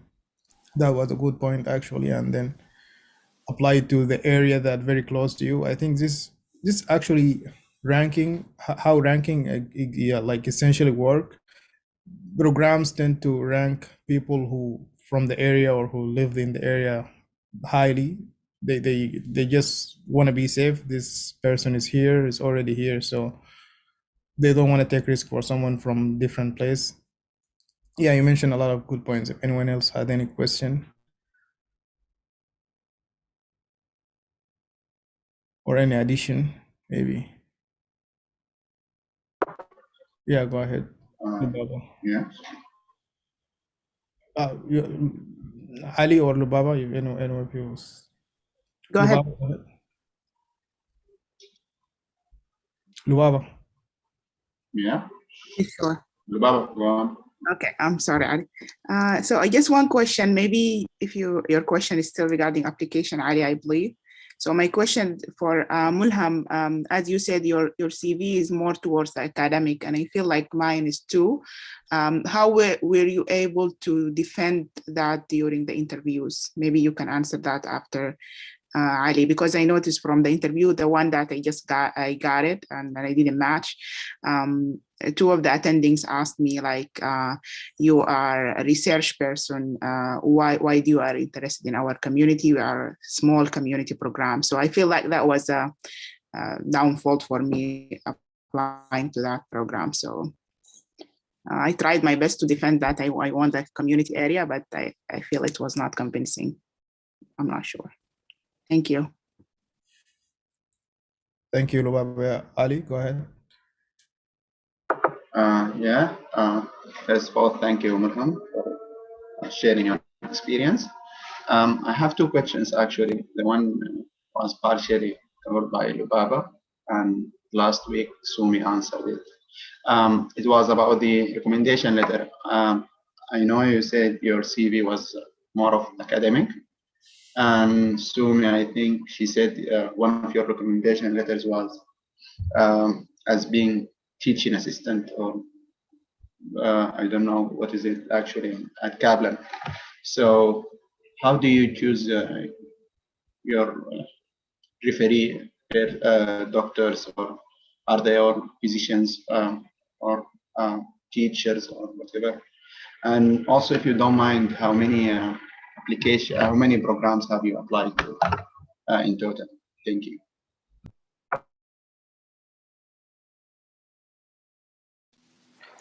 Thank you. Yeah, thank you both Lubaba and Ali. I'll start with Ali and returning back to Lubaba's point. That's more longer answer to discuss. But for Ali, I would say that I did apply to about 130 programs as a total. There's a lot of programs in the Northeast Coast, and I chose certain programs, and I did deduct a lot of programs. I think in medicine there's close to 600 programs, so it needs a lot of effort to know where you want, and you need to start from now, not wait close to September. I started most of my application process. It was January, February. I didn't do anything. Literally, my application was 4 hours, copy paste from my CV towards the ERAS. I didn't do anything more than that. I didn't have time to waste there. And even my CV was literally ERAS-like description, like it has duties, inclusion, and the timing of every activity that I did. So that was my plan, which is everything should be prepared earlier. Personal statement should be written. You don't waste your time, and it's just for review at the end. And for letter of recommendation, you start from right now searching for the best doctors you have. First, you need to have one which is from your program, or excuse me, it's from your chairman of internal medicine in Sudan. So that's in university. That's one thing which is they require, and should be written in a well way, explaining you as someone who's interested in their program or internal medicine. And it should mention if it is internal medicine. If it is family medicine, you need to search for somebody who's gonna vouch for that part, and the rotation part as well, and how you personal. They like the part which is describing you as a person and personality and a hardworking person. That should be in every letter of recommendation. The second part is the letter of recommendations in United States is very crucial, and my letter of recommendation, most of them are from universities. Now, correctly, as Sumi said, I have different letter of recommendations. My planning was to get a letter of recommendation from Kaplan because of its name for next year around. So my strategy for next year was a bit different, so that I have some mix between academic and community involvement. So I was going to have some clinical assistant letter of recommendation so that I appeal more to community as well to academic programs. But what I applied was for this year or last year, which is mainly 3 letter recommendations from the US. One of them is from, thank you, Dr. Nader, for that paper, or the letter, which is here, which means it's from University of Michigan. That's very crucial letter recommendation. Second of all, I had second, which is from another university, and it was, I think, from University of Georgia, and that is something that I attained by. I need to explain this. So basically, there is what is called as mentorship programs in the ACP. So I did a lot of internet. I work in the internet. I searched and so on and so on. I noticed we can be ACP students. So what I did is I became a student. Excuse me, I haven't opened my camera. So yeah, so basically what I did is become a student, ACP student, and that provides a form there, and then you can contact many mentors. Now, I have a mentor, and since I think almost about a year or a year and a half, I have a mentor. Now, this is crucial. If you're able to be an ACP student, you can apply. They would provide about 6 months of free trial or something like that, which is 6 months of a student. You say just apply for it, and then you will get it. And the good thing about it is they would have the mentorship program. You would just see different emails of different mentors. You would send them. You would say, I need your assistance, and so on and so on. They would really provide help. Now, I just sent to the first 10, and I got immediately a response from one of them, and I did send my CV. They were impressed by my CV. They said, you seem like this and this and this, and we are interested to help you. So that started initially like that, and I started asking. I was having a lot of curious questions, and that resulted in later on this same person when I asked her, "Oh, doctor, she's retired, very known name. You would find that ACP has the best known doctors in the US. So that's one way also of building contacts. Contacts can be developed in a lot of ways. Inshallah, I'll be speaking about, if needed, today we can discuss about the contacts and its importance. And I did work on different ways, not only just in person or the one you know. The one you know in person, it might have even lower impact in compared to the others. I'll mention why. Because the way I developed contacts, it was more on the other part other than the ones I had. But still, it's important to have contacts as much as you can. So anyways, I got a letter of recommendation from the professor. She's a professor and she's a doctor, retired, and that had an impact as well. So that's how I developed letter recommendations from universities and from University of Michigan as well. I think from Michigan, where I worked there, which was a community program. So, but in the end, but it was affiliated with the University of Michigan, actually. So basically, many points about Michigan there, as well as University of Georgia. And I think that's how I got my Georgia part, which is the interview there. So where you have your letter of recommendation can have an impact as well, of where you get your interview, and the name of the person makes an impact. So you try to build your very best in different areas. And that's how I got my letter of recommendation. And they were considered as strong letter recommendations because they explained a lot of things about myself in terms of personality, the hard work, and all that. Now, that's what I was told. I have no idea. I haven't seen them because in the United States, most of the doctors, they won't allow us to know what is written. But they said, don't worry, I'll write good some points, maybe hardworking on some points. But I think it was more than that. They mentioned a lot of points because I think in one of the interviews or two of the interviews, they mentioned that they described a lot of things in terms of personality, the timing and all that. And now timing is very crucial for them.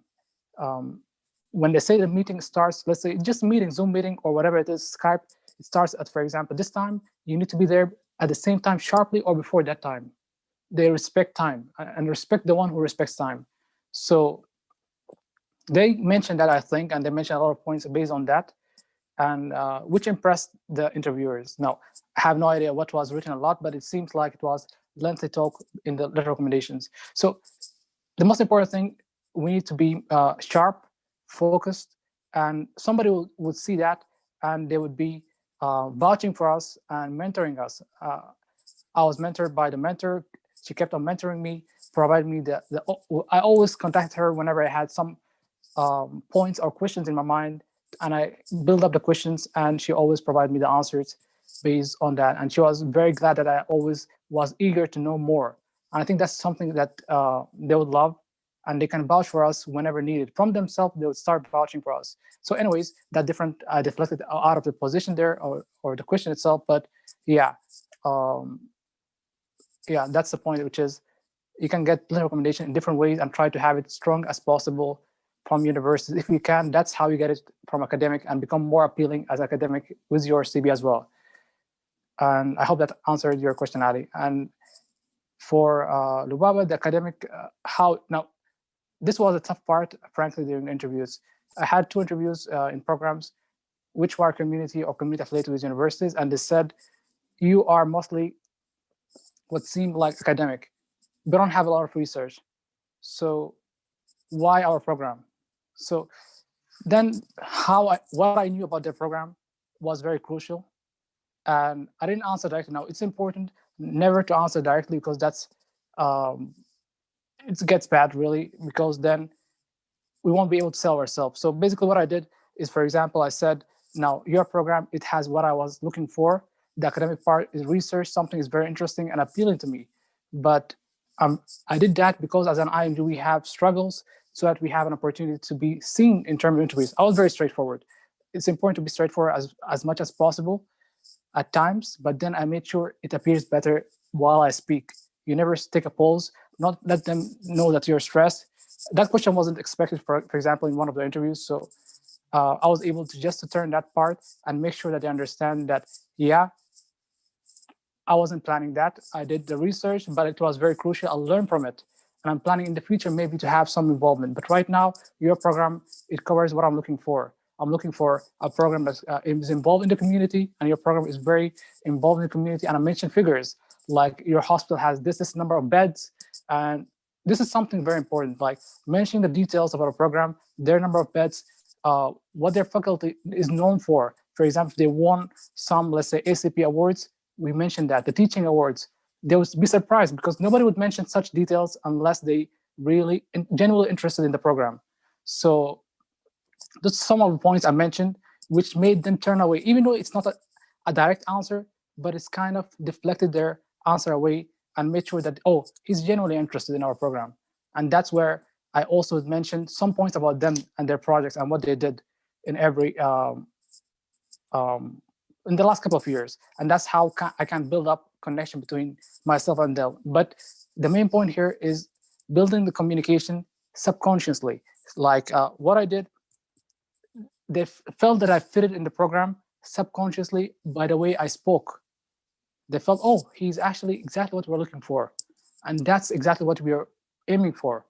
And we have one thing that we can work during the interviews to, and it's something, it's to our advantage. They don't know us. They know our CV, but they don't know our main areas of strengths. I made sure in every interview, the main area of strengths was to shock or surprise them. Because when you start speaking, that's your opportunity. Whatever words comes out, it should be chosen very precisely. And I made sure that they're surprised by what I said and my hand gestures.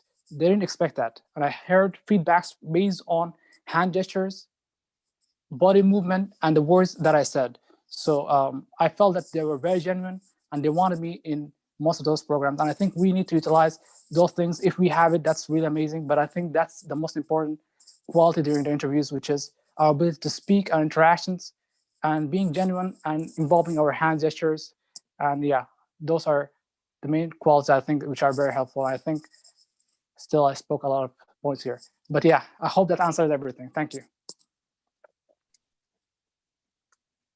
Yeah, thank you so much. You answered it clearly. So I think that the main point that we have to come like honest about that why we did research, and I think that will convince them more. Thank you.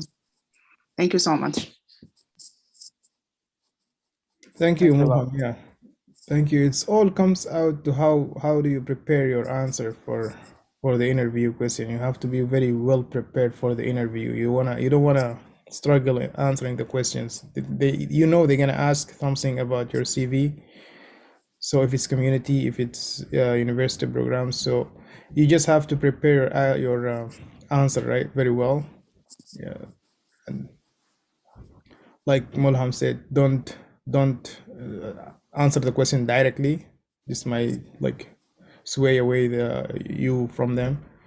You wanna, even if you have a weakness or you have something else, you wanna make it strength. Thank you, Mulham. This was very beneficial, actually. Very good points. Any other question?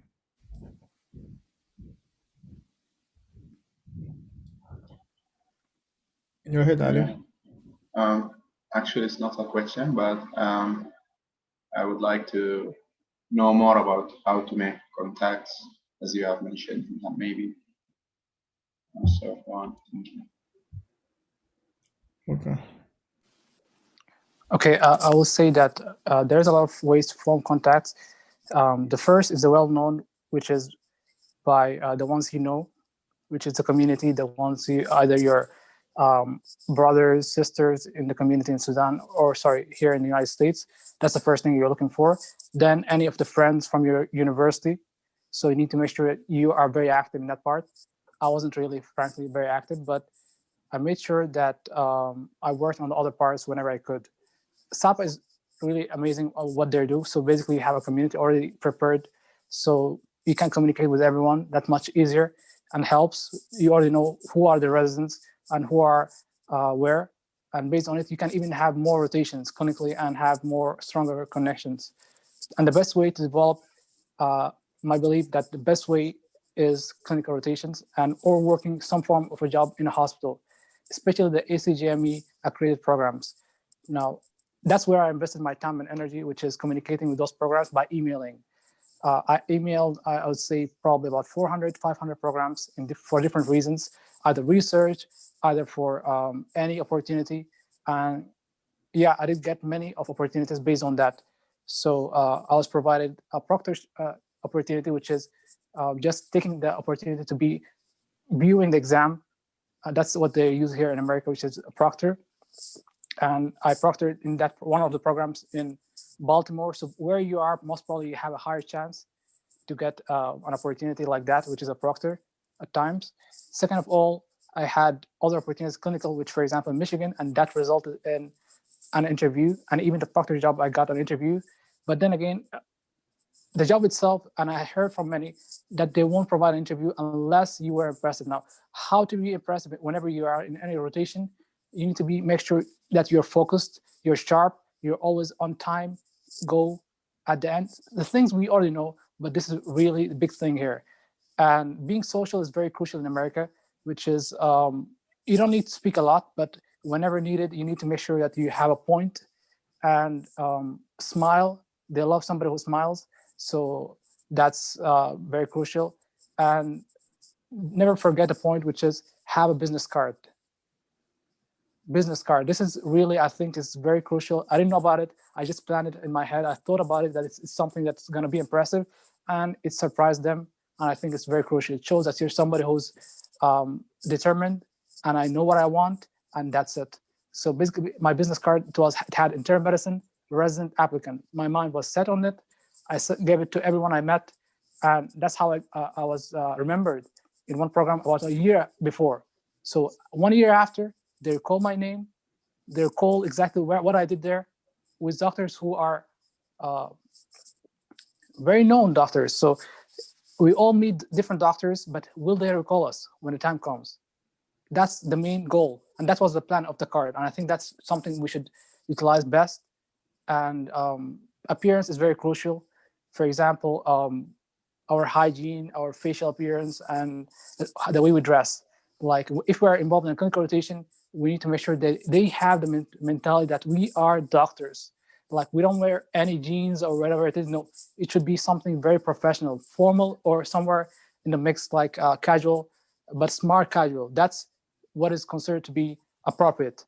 And if you're able to wear a tie every day, they would love it because they'll be surprised, but they would say, this is a doctor. That's how a doctor should be. And that's how it's going to be working on their mind mentally. And that's when you provide them the card, they would recall you 1 year after. So that's the point about how you can build up connection in terms of the clinical rotations. And second of emailing. Now, where I matched to this I think is important. Where I matched, my communication started 1 year ahead before matching in there. So everything happens for a reason. But I want to say, alhamdulillah, first of all, I didn't know I was going to match in this program. It is the program of my dreams. And I know this is a big word, but I've seen that this program covers all what I wanted in terms of the things I'm looking for. Now, this is something that we're not used to, which is planning where you want to go and everything based on it. Now, I didn't know what is going to happen, but in America, they love that part. If you are interested and you know where you're going and you're planning on it and showing them your plan. Now, I started 1 year ahead and saying, this program is a program of my dreams. What can I do to become appealing to your program so that I can match? Now, these are big words. So I didn't hear anything from the program director. I did hear from the program coordinator saying, we have a position. You seem like an applicant who fulfills our criteria. That's how it started. So I knew that I fulfilled the criteria based on what they mentioned in the CV or in their program website, but what I mentioned in the message appealed to them. And that's how it started. Every word counts. Emails counts at times. Many of our emails might not be seen or might be seen, but they don't not respond to it. But one email can make a difference. And that's how I started the relationship with this program for a couple of months. Now, the position then, it was filled by the same applicant because of the COVID situation. He came back. So, but then I kept contacting them back whenever I had the opportunity for any reason. I said, I improved my CV and I'm working on this, on this, on this, on this. So basically, by the same happened during the interview. Before the interview season, I contacted them again to recall them. I'm the same applicant who you provided the opportunity. So basically what I'm trying to say here is contacting the programs very early, keep on being persistent on the same program, it works. That's how you can be in any program, most of the programs, if it is affiliated or not affiliated or any. Being persistent will develop, they would at the end, they would say, oh yeah, he deserved a chance. And you would be provided. And I think that's one thing to be recalled. Emailing is very crucial, starting early. Contacting by clinical rotation as well is important. And if you know somebody in terms of networking, please do that as well. So those are the three things I think which will make a difference. And ACP, don't forget it. If you're able to be an ACP student, apply to it. And it's free. That's how I applied for it. Hopefully it is at the same right now. I did it last year. It's expired at the moment, but it did what it needs to be done. I was able to attend one conference or two conferences actually from the ACP when it was, and I built connections. Now I did attend multiple conferences as well. If you're able to attend conferences, unfortunately right now it's virtual, but still try, and you'll build connections there as well. Give your card. It really helps. Yeah, the ACP, the point which I mentioned before, find a mentor and contact them. If it works, that's good. This is the effort. You will work in different areas. Definitely at the end of the day, it will help. And yeah, and I hope my answer was covering all the points there. Thank you. Thank you so much. It's very helpful. Thank you, Mulham. Thank you very much for the great points. Anyone else has any question or comments or addition? Marwa? Great points, Mulham. I just something came to my mind now since all of those who like Dr. Nader applied for registered for AGS meeting, they will have actually, I believe, the chance to attend the meeting itself. So it's like an annual conference. Why not use this chance to start communications or whatever, like show interest. So I don't know. You can maybe if they have the program beforehand, those who are going to present, you can look into their resumes. And if they, for example, work in a specific, if one of them is a program director, if one of them like is just in a position where you can find a chance, why not to choose to use it in that way?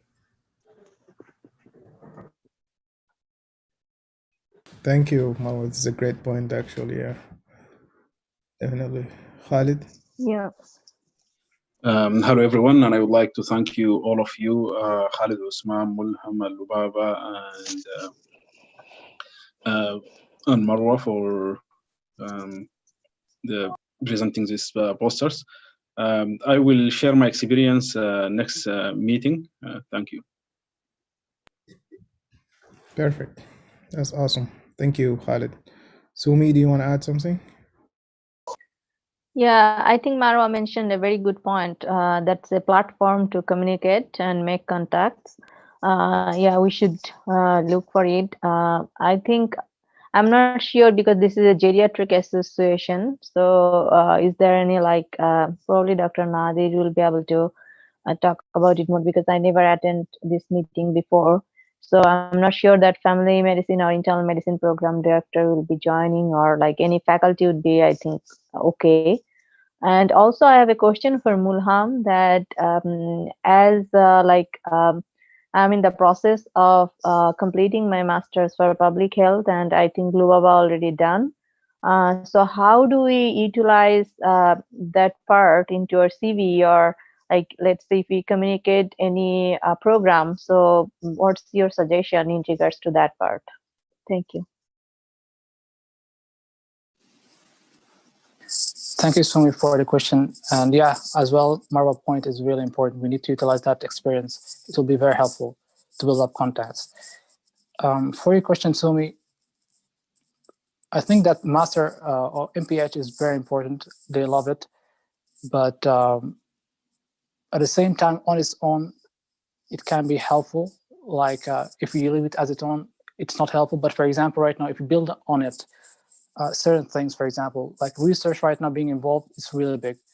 And having more clinical experience, the other points, because right now MPH is something impressive, but you need to add on it. So like the clinical experience, I think, because it's very impressive, something that is not present in somebody's CV and something that they would like. But then again, you need to keep on doing other things like why, for example, yeah, this is very important. Why they're not able to see us, for example, that's very crucial because of the scores, because of the age, and other parameters. Now, we need to make sure we appear. Now, the best way to appear is by contacts. That's the best way to cross over that part, as well by emailing early. Like some programs, you can build up connections either in the same location you're living or in the other states you feel comfortably traveling to, or all over United States. So you would send them directly, let them know very early. Like, this is the programs I want to invest time in. I think this is a good investment of time. Just every day, couple of minutes, sending to some programs, choosing 5 to 10 every day, and you keep on going. But reading first about them, building connections, knowing if you know somebody there, or what is your connection to the program.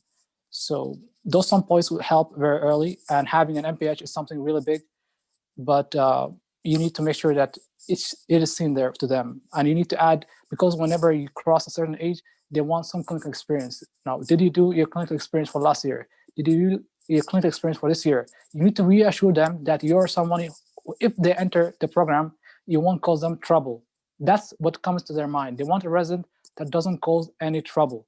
So trouble in a sense, because that's an answer I had from my mentor. She said, I asked her why 5 years. She said, well, it's based on data. Data says when you cross 5 years, you're most likely going to be stubborn. You're going to act rudely, arrogant, and you won't. But this is something that she believes based on previous experiences, and that's how program directors think. That's why they try to play it safe.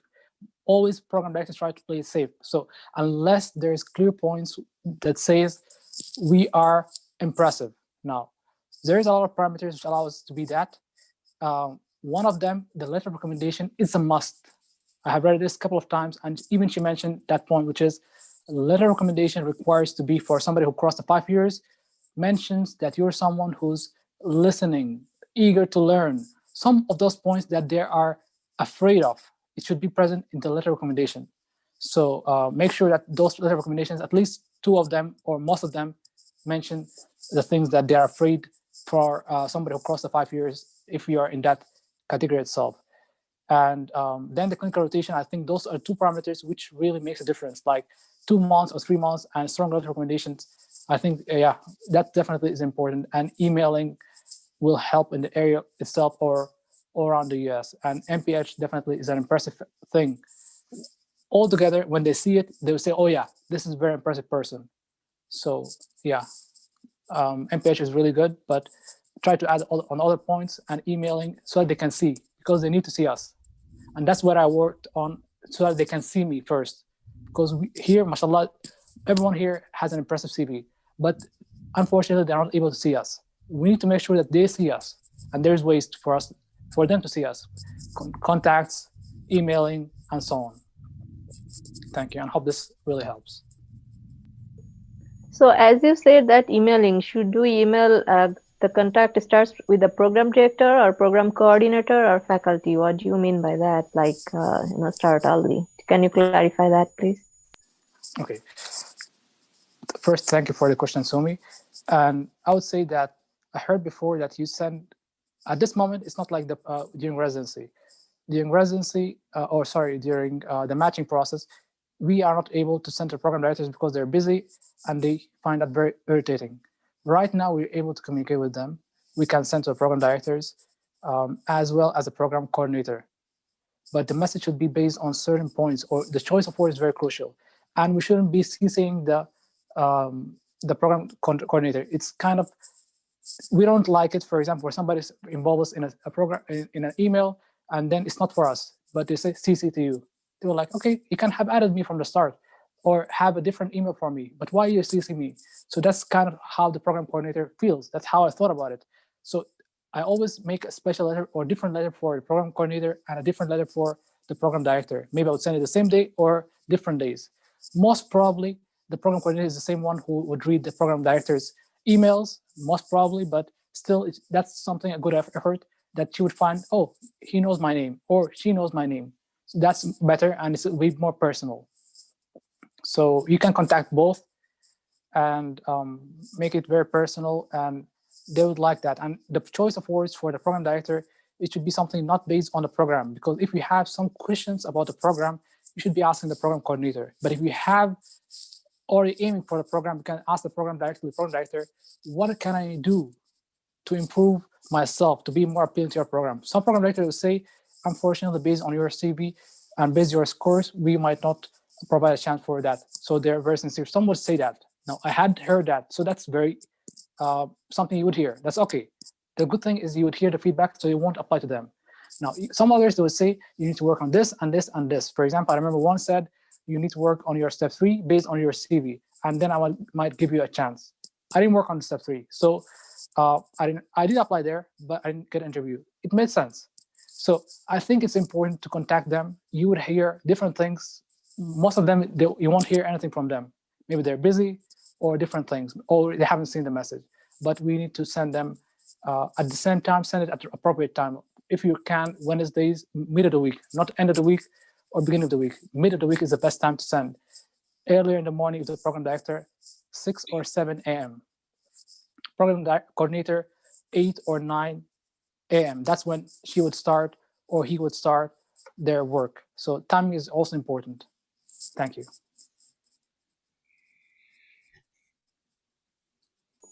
Thank you. Thank you, Mulham.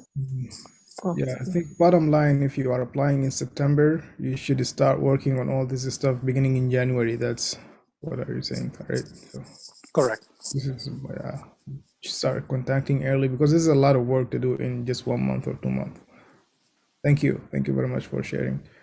Anyone else has any question or addition?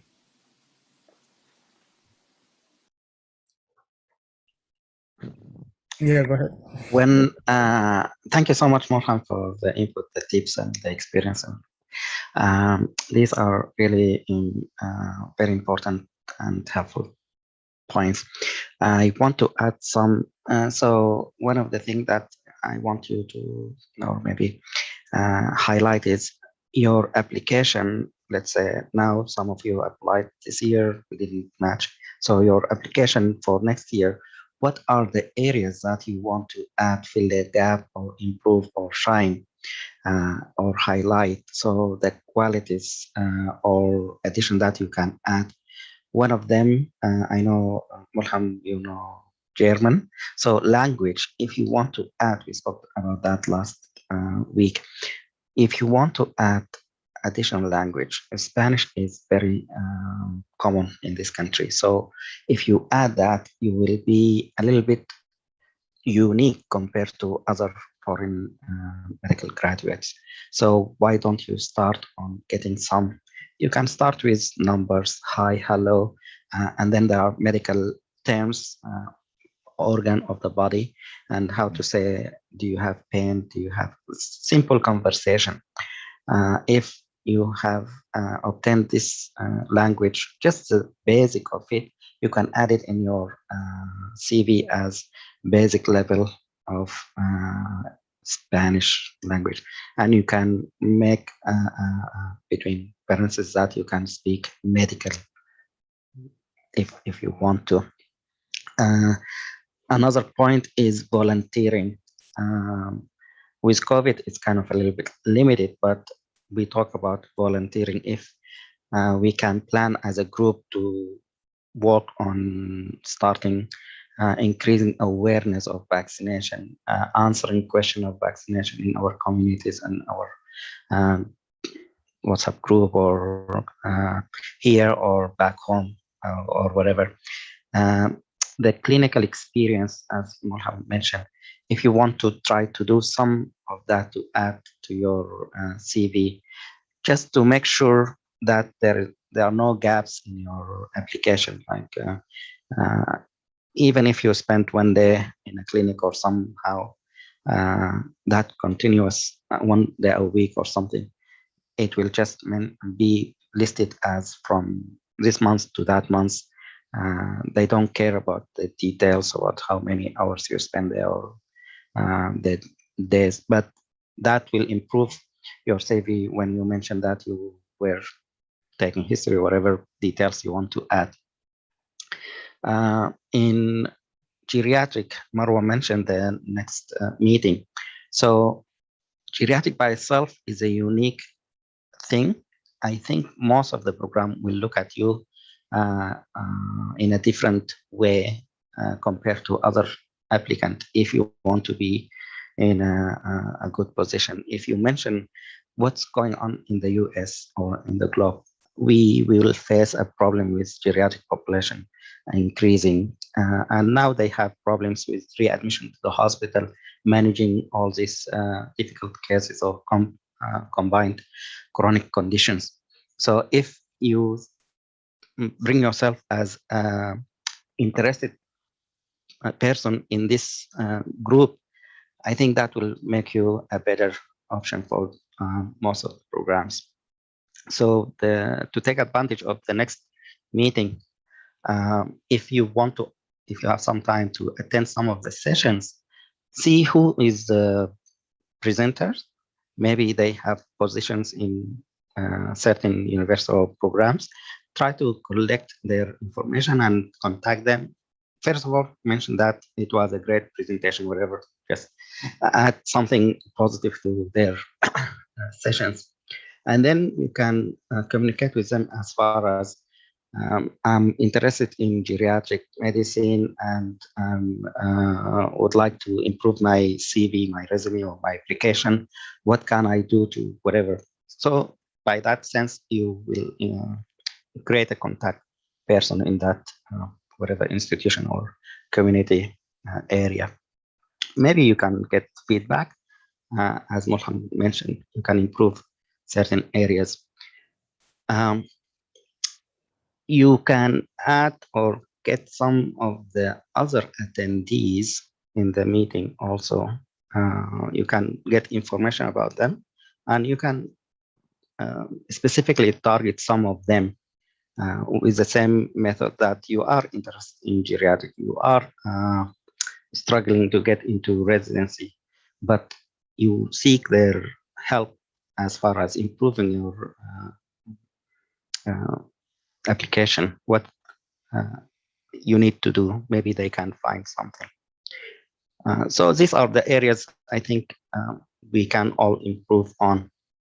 One thing I think we can do now, if you had an interview, maybe you can contact the program director or the program coordinator to remind them that you had a good interview with them. It was interesting, it was whatever, and you can add some good thing about the program and refocus the point that you are interested in their program and you will apply to their program next year. So and maybe you can ask them to same question: what can I do in these coming months to improve my application or CV? One point, if you have time to look at these programs or any other interesting program for you, is to see who's the chief resident in that program. Sometimes they have a say, these residents. So if you can contact them, ask them the same question. I'm interested in your program. I want to improve my application. What can I do? Something like that. And you can mention what that program is like known for or something to indicate that you research their program and you are interested in their program. Another point or another part is look at their departments, let's say infectious disease department or other, if they have geriatric division or any other division, try to target their head, if not anyone on top of the list. If you have emails, also do the same when you are interested in this program and you want to improve your application. What can I do? How can I be as successful in next round of application process? So at least you will have some connection. They recognize the name, and perhaps someone will put you on mind, and next year you'll have some. The last point is, if you do this as much as you can to many programs, perhaps there is some open position by June, July. for whatever reason, visa or COVID or something, maybe some of you can get in sooner than waiting for another year. So good luck. Thank you. Thank you so much, Dr. Nadir. That was very helpful, actually. Yeah. So, Marwa? I agree very much with all the points that Dr. Nadir said and Mulham previously, and I just would like to, I would say, emphasize on one point. I think being focused on a specific like programs, like not like just yes, it's good to send email or communications with as many programs as possible, but if you make it like really focused, like you look in depth right now when there is a time into the programs that are interesting for you and dissect actually what do they like about the program, what basically how they describe their program, what they are proud of. And you mentioned that clearly in your communication. I think that most people appreciate someone who sounds sincere, because this is one of the things that I was asked, for example, in one of the interview at the program that I matched at, why us? And one thing like really I thought like very interesting for me regarding the program that they offer, for example, community service, and they at the same time the hospital is like they have I would say many awards regarding achievements in the hospital itself in many departments, and also they offer, for example, rotations in university hospital. So I mentioned these points clearly in the interview, and also when I sent the letter of intent that I'm gonna rank the program as #1. And when I told that to the interviewer, he said, "Yeah, you just basically described what we are." So I feel like this is not about. It's good to do that to as many numbers as you can, but if you were like focused, as Mulham said, like words do matter. If you say this is the program that I'm really interested in, this is a program of my dream. I haven't done that before, to be honest. I never communicated any program beforehand. I didn't know much about this application process and the whole thing. But I think this is a very important point. They will appreciate that very much.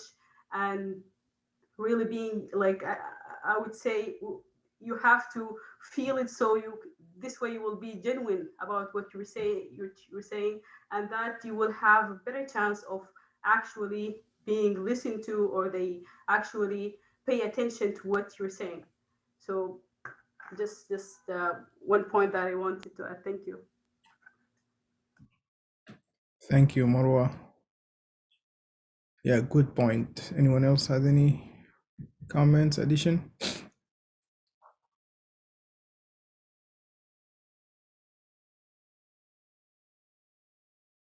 Well, thank you, Mulham, for sharing these good points. Thank you, everyone.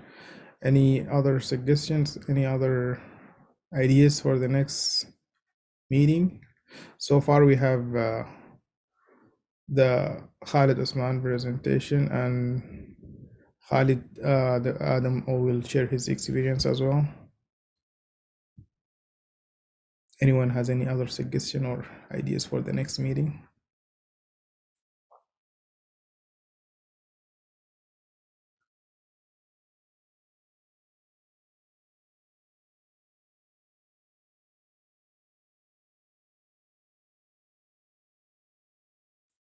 Well, if no one have any other suggestion, or maybe during the week you can add during the week from today until the next meeting, if anyone comes up with a idea or something you want to present or something you want to share, we can just add it to the meeting agenda and we can discuss that. So thank you everyone. Thank you Lubaba and Ali for the critical appraisal. That was very perfect. Thank you Khalid for the great presentation. Very well done, actually. Thank you, Mulham, for sharing your tips, and good luck, everyone. Thank you.